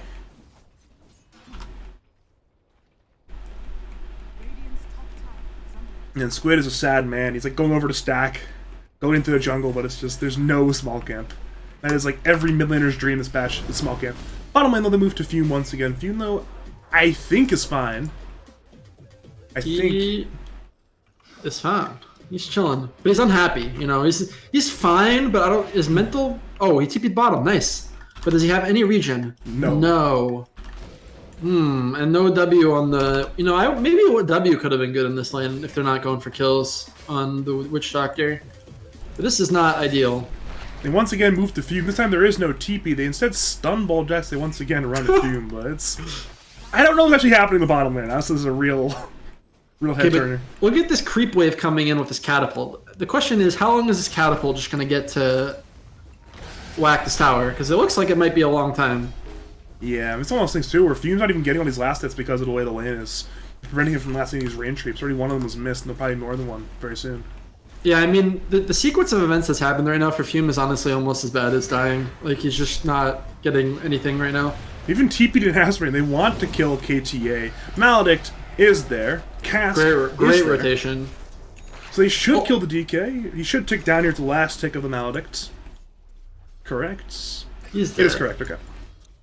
Lena ran forward and got EXP, which was nice. Otherwise, Witch Doctor would have gotten all that EXP.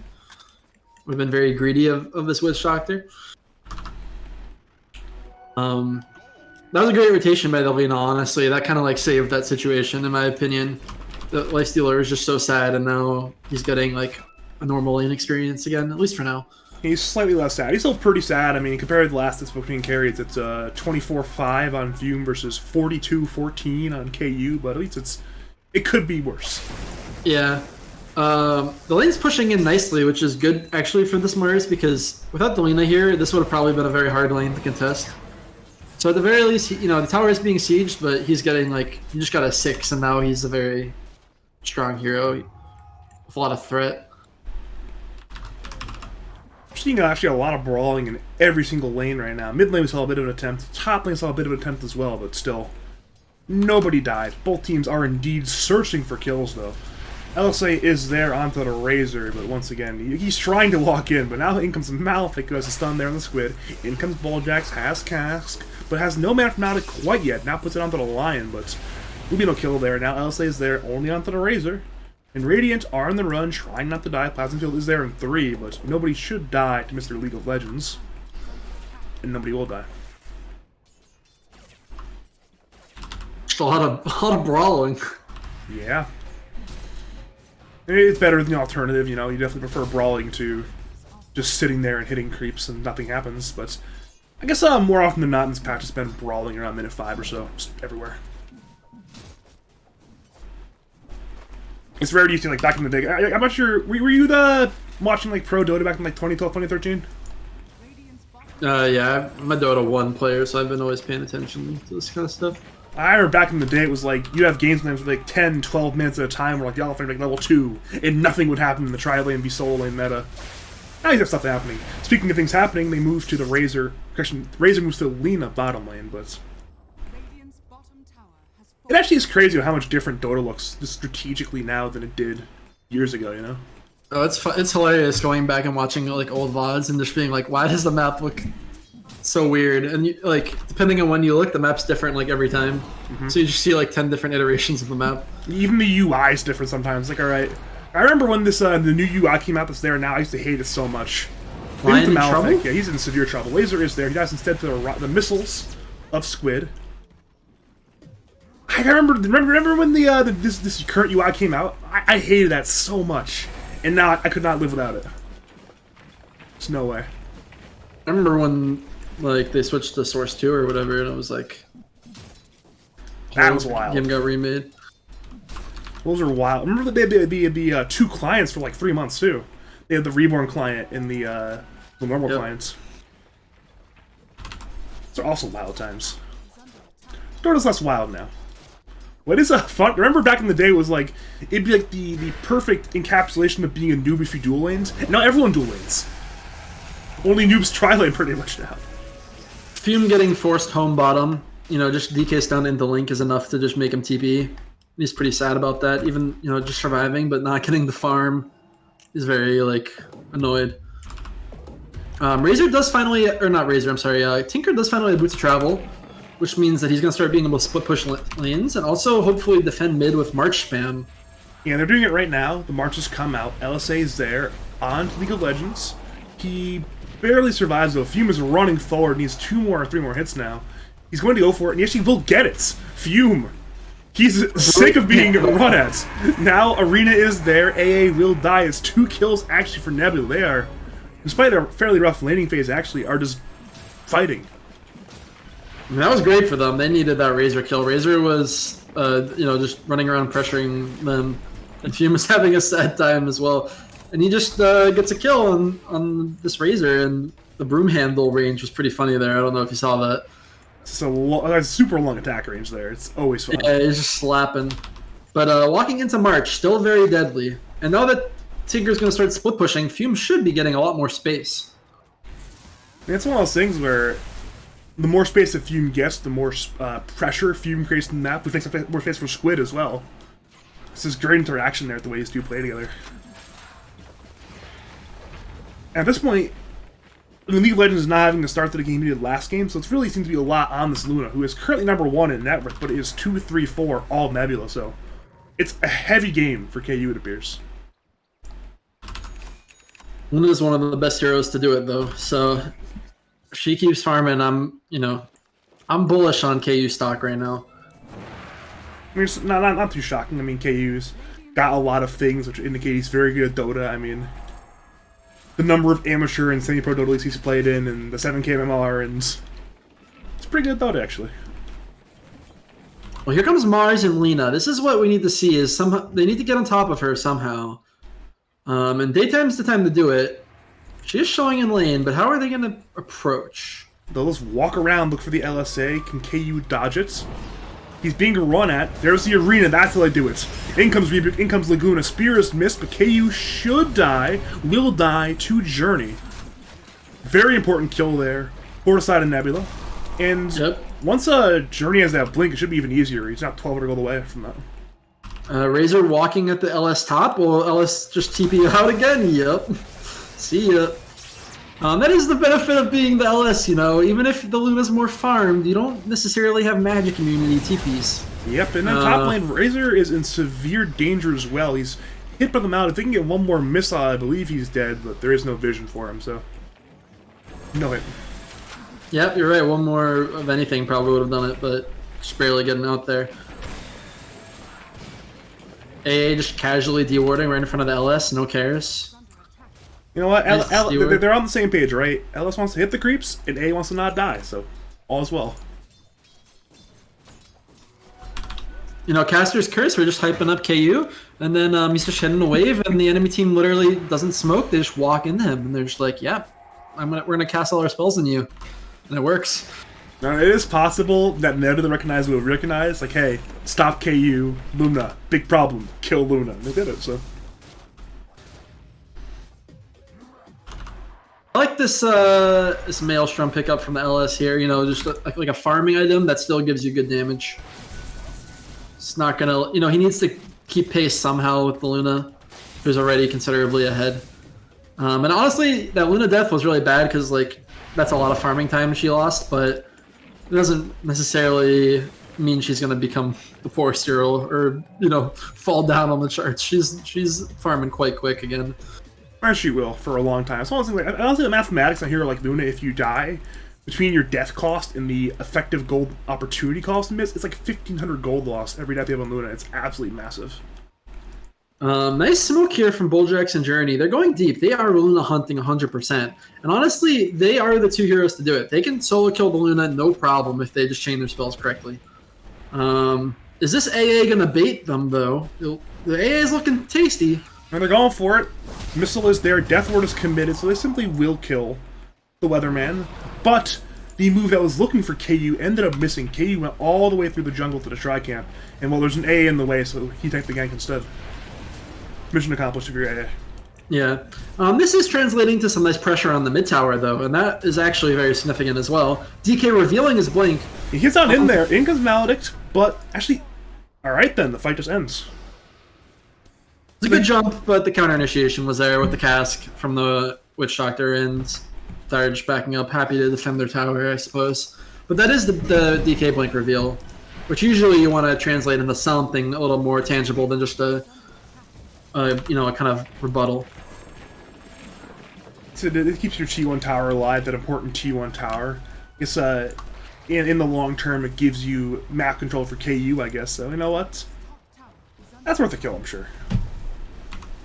We'll pretend it is.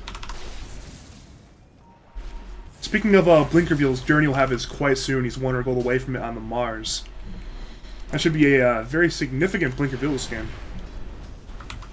Yeah, maybe they go Luna hunting with that again. I think that would, you know, they definitely can still kill her. So, and she hasn't hit her BKB just yet. That is a very scary timing. She's not far from it either. I mean, Dragonlance, Mask of Madness, 2 components BKB. I mean, BKB's 1,000 gold away. If she has that before they can find her with the Mars initiation, then it's looking like a game where KU can just solo carry the game. The Luna can just like not die under BKB if she pops it before like any kind of stuns go out. But if they stun her first, then she can still get bursted pretty easily. So it's kind of going to be a game of who's initiating and like how the Luna approaches the fight. But like the Tinker's going to keep creating split pushing opportunities, and then this means that the Radiant can keep smoking with the rest of their heroes. So like they're just going for another smoke here, and this time they might find the Luna, depending on. Well, they head up to the Tri-Camp instead, though. Right. Luna's playing Radiant in jungle. They see Tri-Camp's now dead. She has been there, but she's just not there. They now see her bottom lane, but it might be too late. Wait, never mind. They're converging. The confluence appears to be arriving. The smoke is still active, and they certainly will find KU. Should be the easy kill there with the arena and the spear. Hits into Cask, into Maledict, into the Death Ward. Down goes KU. Very important blink reveal kill there from Journey on the Mars. But now in comes Sheeesh, but in comes Colonel Squid. The fight continues. Stun is missed by Malefic. Oh, I would love for Radiant to keep going here. I think they should have taken the fight to Dire. I mean, they don't see, necessarily where all the heroes are playing, but with DK top and like Tinker behind, they could have just definitely kept going. That being said, Fume has been farming this entire time. He's crawling back to where Luna's at. Whoa. Top lane, some really interesting stuff is happening. Squid's now stunned under tower. He's not like Finker's committed. But Fume saves him actually for now, but he dies anyways. Now Link is there on Fume. There's no rage. Is he just dead? He's just dead. Hex is there. Oh my god. What did I just watch? I don't entirely know. Mid lane they should go on to Ancient Apparition. KTA is there as a blink stun on the Journey. Asteroid finishes it, but now in comes Eclipse. Down goes Journey on the Mars. That top lane engagement was... Oh my god, dude. Bruh. That is one of the cloudiest things I've seen at this level of Dota in a long time. I have no idea what to say.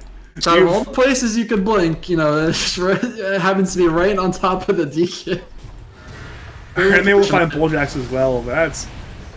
No, Bulljax is just feeding and joining his core brothers. Like, can't let them feed alone when you're the 5, because otherwise they feel like shit and they get tilted. So, like, this just keeps the mental together. Alright, then also I'll move to Acid Rain. Acid Rain 5 also shows solidarity. Literally 5 out of 7 kills right there. Where it's just the clowniest chain feed I've ever seen. And mid-tier 1 tower. Very unfortunate, but I don't think that was game losing or anything. Just very unfortunate. It's like top lane too. They even took the fight to DK. It just didn't work at all.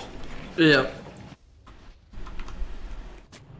Yeah, I mean, ganking DK is not advisable, but I think Colonel Squid was just kind of blinking in to keep farming and like push the tower. It was just he happened to blink right on top of DK. So it is what it is. Luna going for the Chrysalis next. Oh, and she has a Grove Bow. That's very unfortunate if you are Radiant. Yeah, now this one Rina onto Razor. The Link is there in the Journey, but in comes Kita, looking to go onto Bulljax perhaps. Rina, though, is still disrupting. Ice Blast misses. But I guess nobody dies in either team. Razor he will survive here at the end of the tick. He'll have like 600 HP, he'll be fine. They're just a little short on the damage there. No Death Ward. Just a Maledict and the Mars stuff not being enough. Now, that was one of those fights that easily could have turned very heavily in either team's favor, but in the end, it's just simply... We saw it mid lane earlier as well, so both teams mutually decide to walk away. It's like, alright, Arena's committed, we're walking away, you're walking away, Razor lives, we live. Back to farming.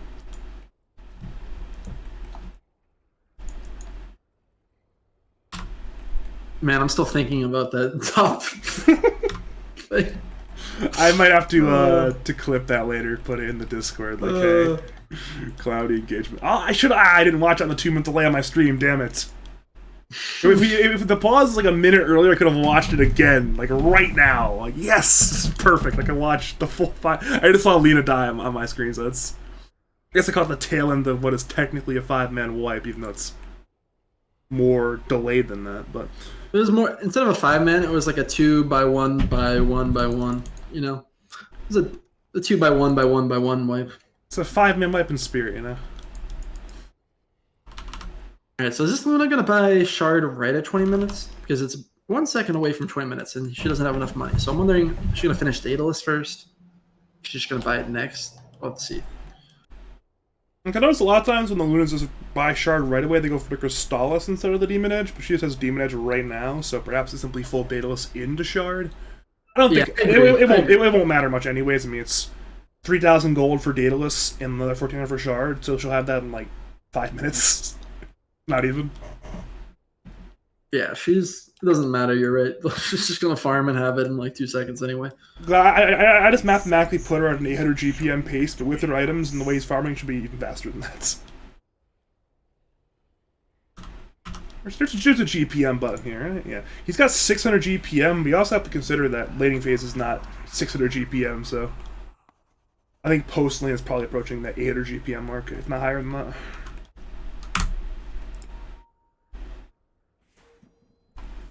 If you're Radiant though, what are your Luna answers at this point? What do you build to just stop this Luna from killing your entire team?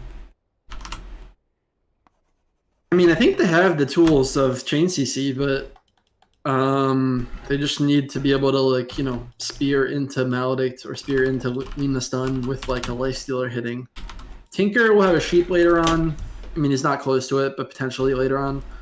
And then maybe the LS with the Scotty against the lifesteal, and then maybe if he goes like an Abyssal or something, we'll just be able to man fight. He might end up needing something different depending on how the Luna builds after Scotty, but we'll have to see. I think the Scotty is a smart pickup. It is hard to burst her, though, as the game progresses and she gets tankier. But right now, she's still pretty squish. And she has, I know traditionally a lot of Lunas has built a ton of stats. This modern build, though, has very little stats in it. It's, you know, Daedalus, Shard, Mask of Madness, BKB. You have like a Yasha or an SNMI thrown in there, and that's not much actual stats. Therefore, you can't, if you can catch her with the CC, then she dies. Yep. You're just more of like a range. You're more of a proper range hero with the Dragonlance and like this Grove Bow, and then just nuking from far away with your Q. So makes sense. It is indeed Shard in quick buy. The order to be determined, but I mean, it'll be both soon enough, unless Radiant take the fight to Luna right here, right now, like 4 fucking times in the next 5 minutes. But yeah. Just checking out what everyone else has. Lena with an Aether. AA just kind of chilling. Going for a Shard, which makes sense. DK going for BKB after Blink. Pretty standard stuff. Yep. Rays are going to have a BKB too, so they're just going to be able to like BKB and run in. They're going to have 3 BKBs on course, and they're, you know, they still have to find the Tinker, but they'll have a good period where they're just immune to anything you can do, so it's a good time to take a fight and, you know, try to kill him. Seems like they're looking for KTA top lane. That's going to be hard. He can blink away, and he will blink away. I mean, that was certainly ambitious there from Nebula. Might as well try it, I guess, if you're already standing up there, but that was a low probability play there. Honestly, I think the biggest downside with Radiant's draft is that the only person who can really effectively start anything is the Mars. Like, you know, just not having any other instant cast spells on the rest of the team means that, yeah, you can try and cast, but he's going to blink away. Journey blinking up on the cliff here. Okay, nothing's happening, though, so this seems okay. I think he was looking to D-Ward, I think. Yeah, there's no ward up there, but yeah.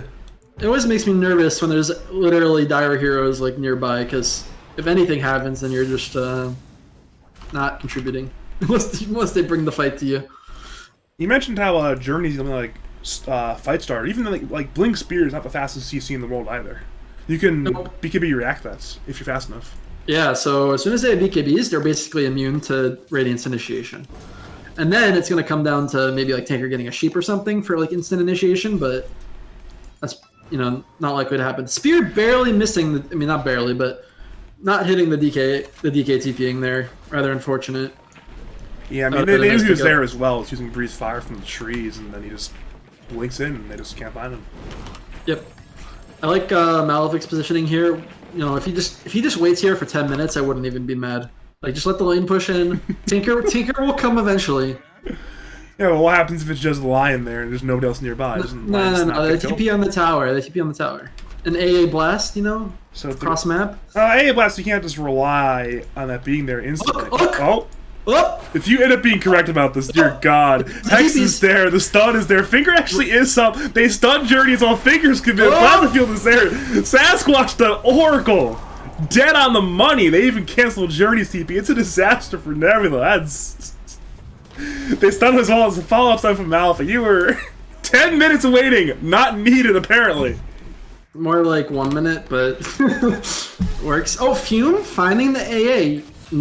Nom in the AA. Free AA kill. Not bad. It's adding an ancient apparition to his farming rotation, but that's...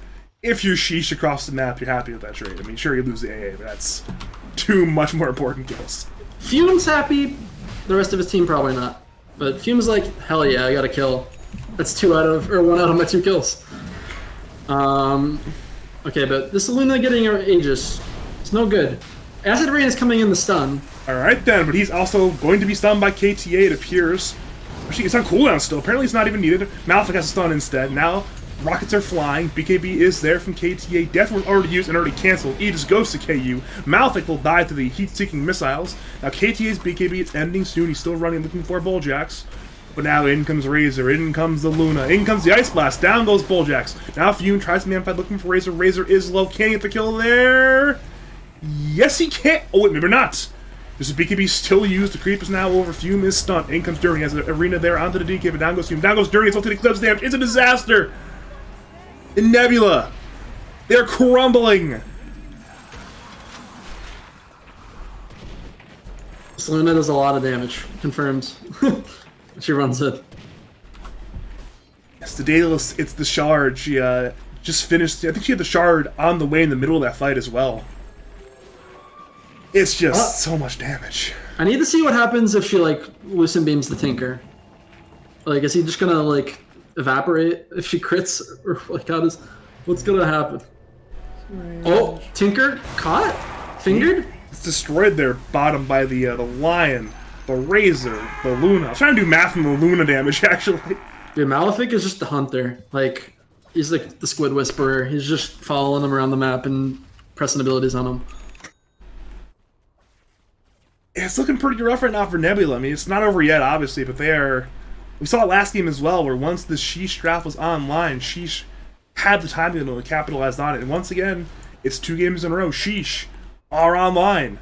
Their Luna is capitalizing on her timing window. Fume and company. Not even remotely close to Luna right now.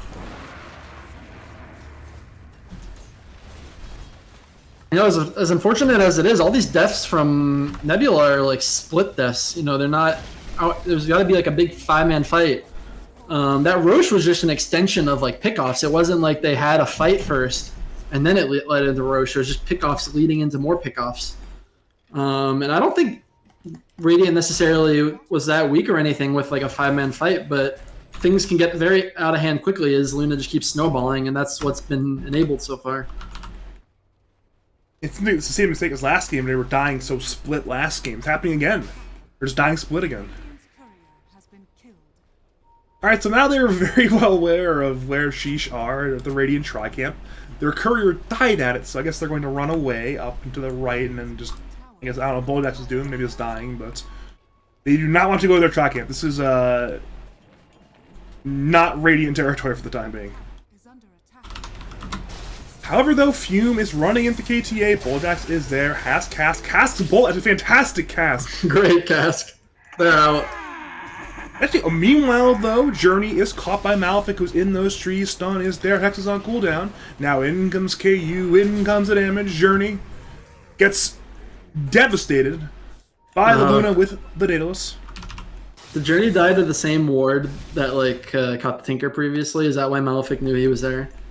I think so. He's not in range of the ward, I don't think, but... Yeah, but I think he maybe moved through it. We'll have to double check that one, but I think he like walked through it and got caught. Fume?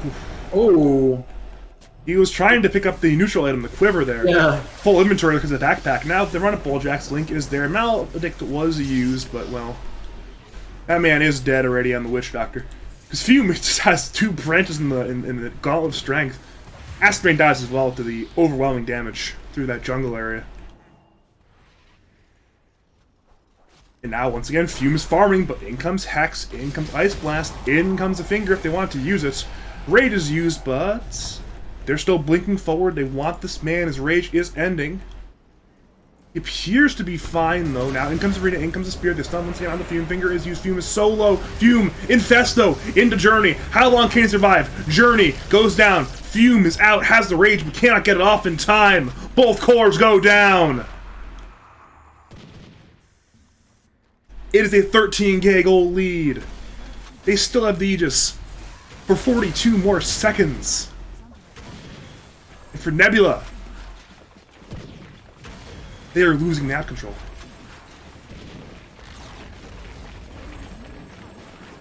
Map's getting smaller. I think Malefic's just been on point with these pickoffs. He's always finding these cores and just setting up ganks for his team. And that's all that needs to happen. They just keep just chasing him around the map and hunting them. not letting them group up ever, or like, make plays of their own. It's just such a good series from Malefic. I mean, the game 1, you gave him your MVP. In game 2, he's played once again at that level. He is absolutely owning. Nyx was the last pick, sir. But the Lena had props game 1, but certainly Malefic was owning as well on the Nyx. And yes, you're right. He's definitely put in work this game. They're running at KU. They want KU. The Aegis is gone, but KU even wants to turn here. He's hiding in the trees. Dire are aware because they dropped the ward under a Dire Obs plus Sentry combo. So they knew Radiant were here at the Tri-Camp. Well, no kill on KU. He gets away. Squid is applying whatever pressure he can, but once Dire starts running with the lead, they just don't give it up. They're just giving Radiant no opportunities here. And the lead will grow more. They hex on the Fume. They beam onto Acerain. Acerain is fingered and goes down. Can they find Fume? They certainly want the kill. There's no TP on Fume. Rage is there. Rena's committed. But in come the Beacon from the Dire. Fume is low. He infests. They stun on the Journey. Bulljax casts. Squid. He missiles. They're trying. But down goes Bulljax. Down goes Journey. Down goes Fume.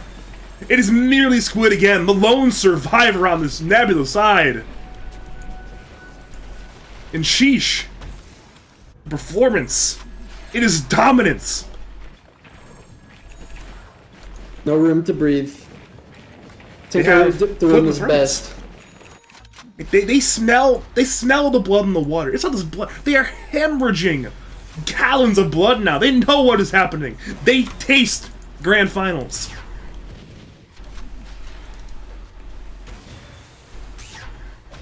How did they kill the Tinker? That is being very annoying. This Tinker is doing his best, actually, here. And his best is actually enough to make them all retreat. Funnily. Yeah, it will delay, perhaps for the next Aegis. It is up anywhere from 1 minute to 4 minutes from now. I'm sure Sheeeesh are well aware of that, and they will begin to once again play around this good old Roshan Pit area of the map. KU's even searching it already, even though it's been 7 minutes. It's not on his mind. He wants to be there. Yeah, they're waiting. This Tinker Eggs is pretty strong, potentially, because if they just let the stacks accrue, it doesn't, it's percent based, so even if their enemy team is way ahead in net worth and has more stat items, they're just going to take percents of your health away, and maybe if they get a bunch of stacks when they're sieging, like all of a sudden Radiant starts to fight and burst people. Meanwhile, in mid lane, they once again head to Fume with the Link. Now Squid TP's in, but the TP's instantly cancelled. Journey, though, has the arena there and Razor, but he'll understandably BKB. Ice Blast comes in, hits onto the Mars. Mars will go down. Can Dire find more? They see Acid Rain. They actually miss Beam on Acid Rain. Missiles are flying. Laser is flying. Acid Rain is now popped out of Fume. Acid Rain goes down. Cask is going. Fume is hitting. They want to get Razor at the least. Bulljax goes down to the Eclipse. Malefic no. Hexes onto Squid. They found Squid. Finger is there. Tinker has no buyback. Malefic dies. And Bulljax bought back. But it could be high ground time. They will look to force this Tinker buyback. The DK has Ags and the Luna is monstrous. The rats will melt. And they stun Fume as well. There's no rage in time. They want this man. Fume goes down. And Bulljax tries to defend, but it's a dieback on the Witch Doctor. No buyback. No chance. They're going for the throne. It is throne time. It is a killing blow time for Nebula. For the first time this season, they will lose a series. They're buying back Fume. They want to defend. They will defend as 3, but it's a difficult fight. They run to KTA, but that man is still quite tanky. Beam goes on the Journey. He's down to half HP. Fume is already infested. Journey is low. Journey goes down. Fume pops out. The missiles fly. Squid has respawned. But Dire will very cleanly retreat, it appears. They're trying to chase. Maybe look at the Ancient Apparition, but Ice Blast comes in. Misses at that. And they actually now turn to Fume. They want this man. The beams are lowering that man's HP. If they can bait Rage, then if the DK can connect here, then maybe they can burst this LS. They have the Vortex to know exactly where he is. The stun is there. KU beams down goes Fume. It's a dieback on Lifestealer. Now Squid TP's away, but they're collapsing. Acid Rain goes down. 4 are dead. 2 are respawning. Lena now buys back. And Sheeesh. Dear God, they are unstoppable right now. Dax is there as well on the Squid. They may die for that, man. Malefic actually may have been a little bit too deep, but they still fight. Arena is there. Laguna is there. Down goes Malefic. Journey, though, is low. Lasers are flying. Link is there in blood. Down goes Journey. Bulljax still alive. AA dead. Bulljax now dead. But KU is full HP. Down goes KTA. The lasers kill Batman. They now look for the Razor, perhaps. Squid blinks in, needs this kill. Can he find it? No! There's a BKB. He now TPs away. Meanwhile, Luna grabs the full set of racks bottom. It's 2 sets of racks. Acid Rain heads forward, but cannot find League of Legends. He's a blink on the Razor. In the game, it continues, but minus both tier 4s and 2 sets of racks. Luna back to farming. Spotty legs just going straight to Roche. Can you use solo Roche at this point? Is that where we're at? Solo Roche territory? Doesn't even look close. Who's getting the shard? I guess Razor. Fork Lightning. Wait, that sounds kind of good. Not really, but I'm down. It's something. I mean, they're just trying to get items anywhere at this point. Aegis goes to KU. Yeah, Shard and the cheese to League of Legends.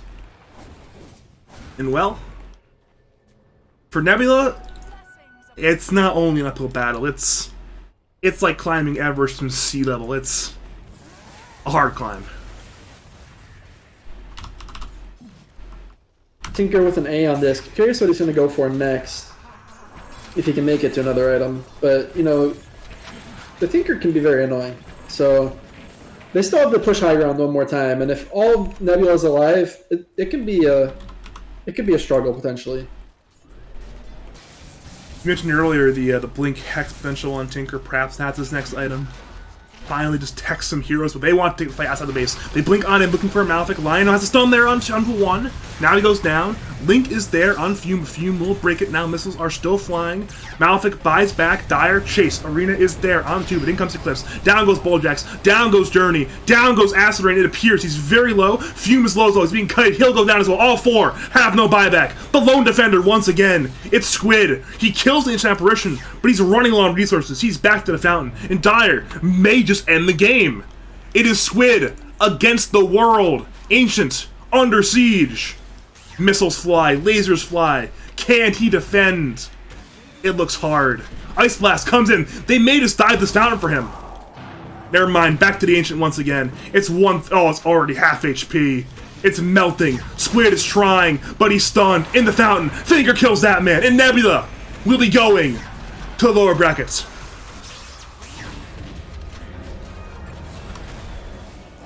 Well done by Sheeesh.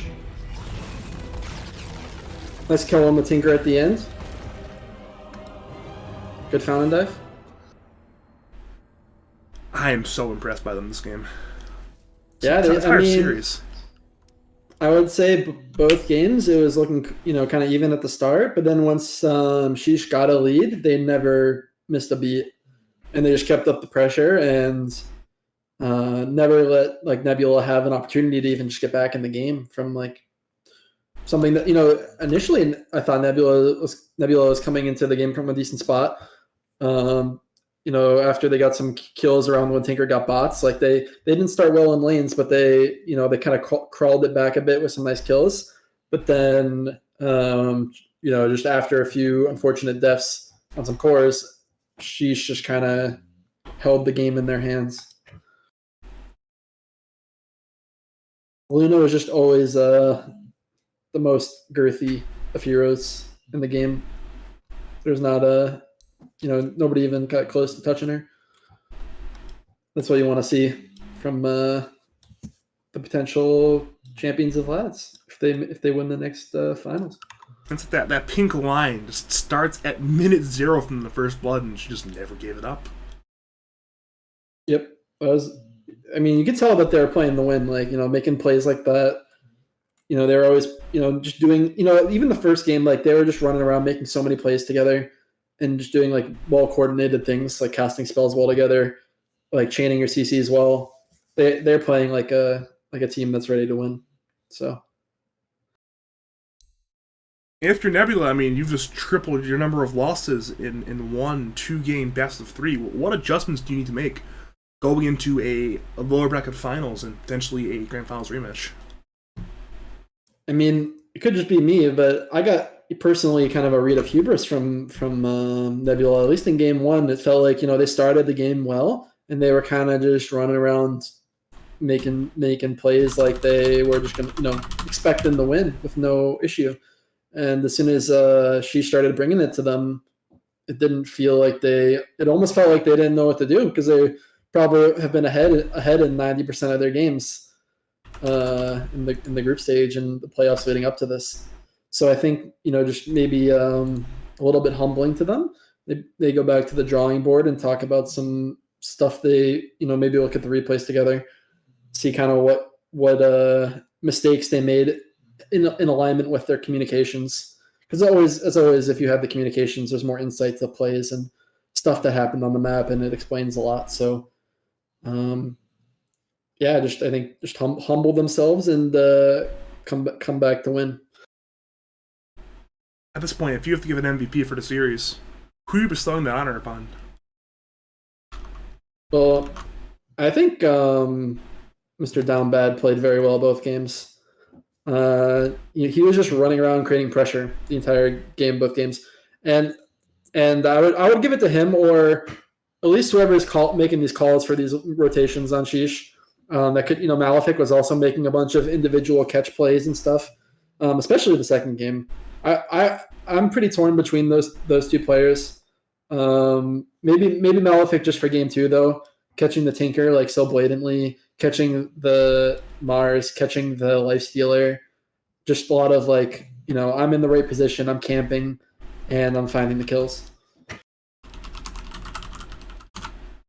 I mean, at this point, do you have any file analysis for what was a very dominant 2-0 Sheeesh victory? I just think Sheeesh picked really solid comps where they had frontline stunners and good chain CC, and then they had an ace in the hole carry who could farm fast, and they just played it. They played their drafts well. I think the team that faces them next just needs to think about what kind of drafts you're going to bring against these kind of lineups, and it should be interesting to see. All right, then, obviously, Sasquatch. I know you're a busy man. Thank you for taking some time out of your night to join me on this. Will end up being a fairly one-sided series. Do you have any final words, call-outs, shout-outs to say to the people of League of Legends and twitch.tv/BadgerPablo? Yeah, shout out to the Canadians for losing. I heard they got wrecked. Shout out to Neff for being a losing Canadian. It's okay though. Your buddy Mr. Neff Sensei is trying his hardest to hype up the Canadian team. It's halfway through game 2, he's just giving up. There's these players are hosers, not playing well enough. Yeah, you realize it's a futile effort. Canadians just why bother, right? So exactly. Yeah. Cool. Yeah, thank you for coming on, of course. Hopefully I'll get to cast you soon, perhaps later in these playoffs if your schedule is permitting. But yeah, thank you for tuning in to the viewers for this 2-0 Sheeesh victory over Nebula. I will be back for some more League of Legends action on Monday night, actually, for the makeup game situation between Polarast and Nearly Tilted, because the servers kind of decided to die on us in the middle of our series, and somehow took an entire week to reschedule it, but I digress. We will have a Game 3 only on that one. I'll be joined, I believe, by Logical, Foreplay, and Pattern, so that'll be a little bit interesting of a cast on that one. But if you want me to cast your games, cast your tournaments, you know where to find me. It is on the Discord, Badger, number 5713. And as per always, have a great night.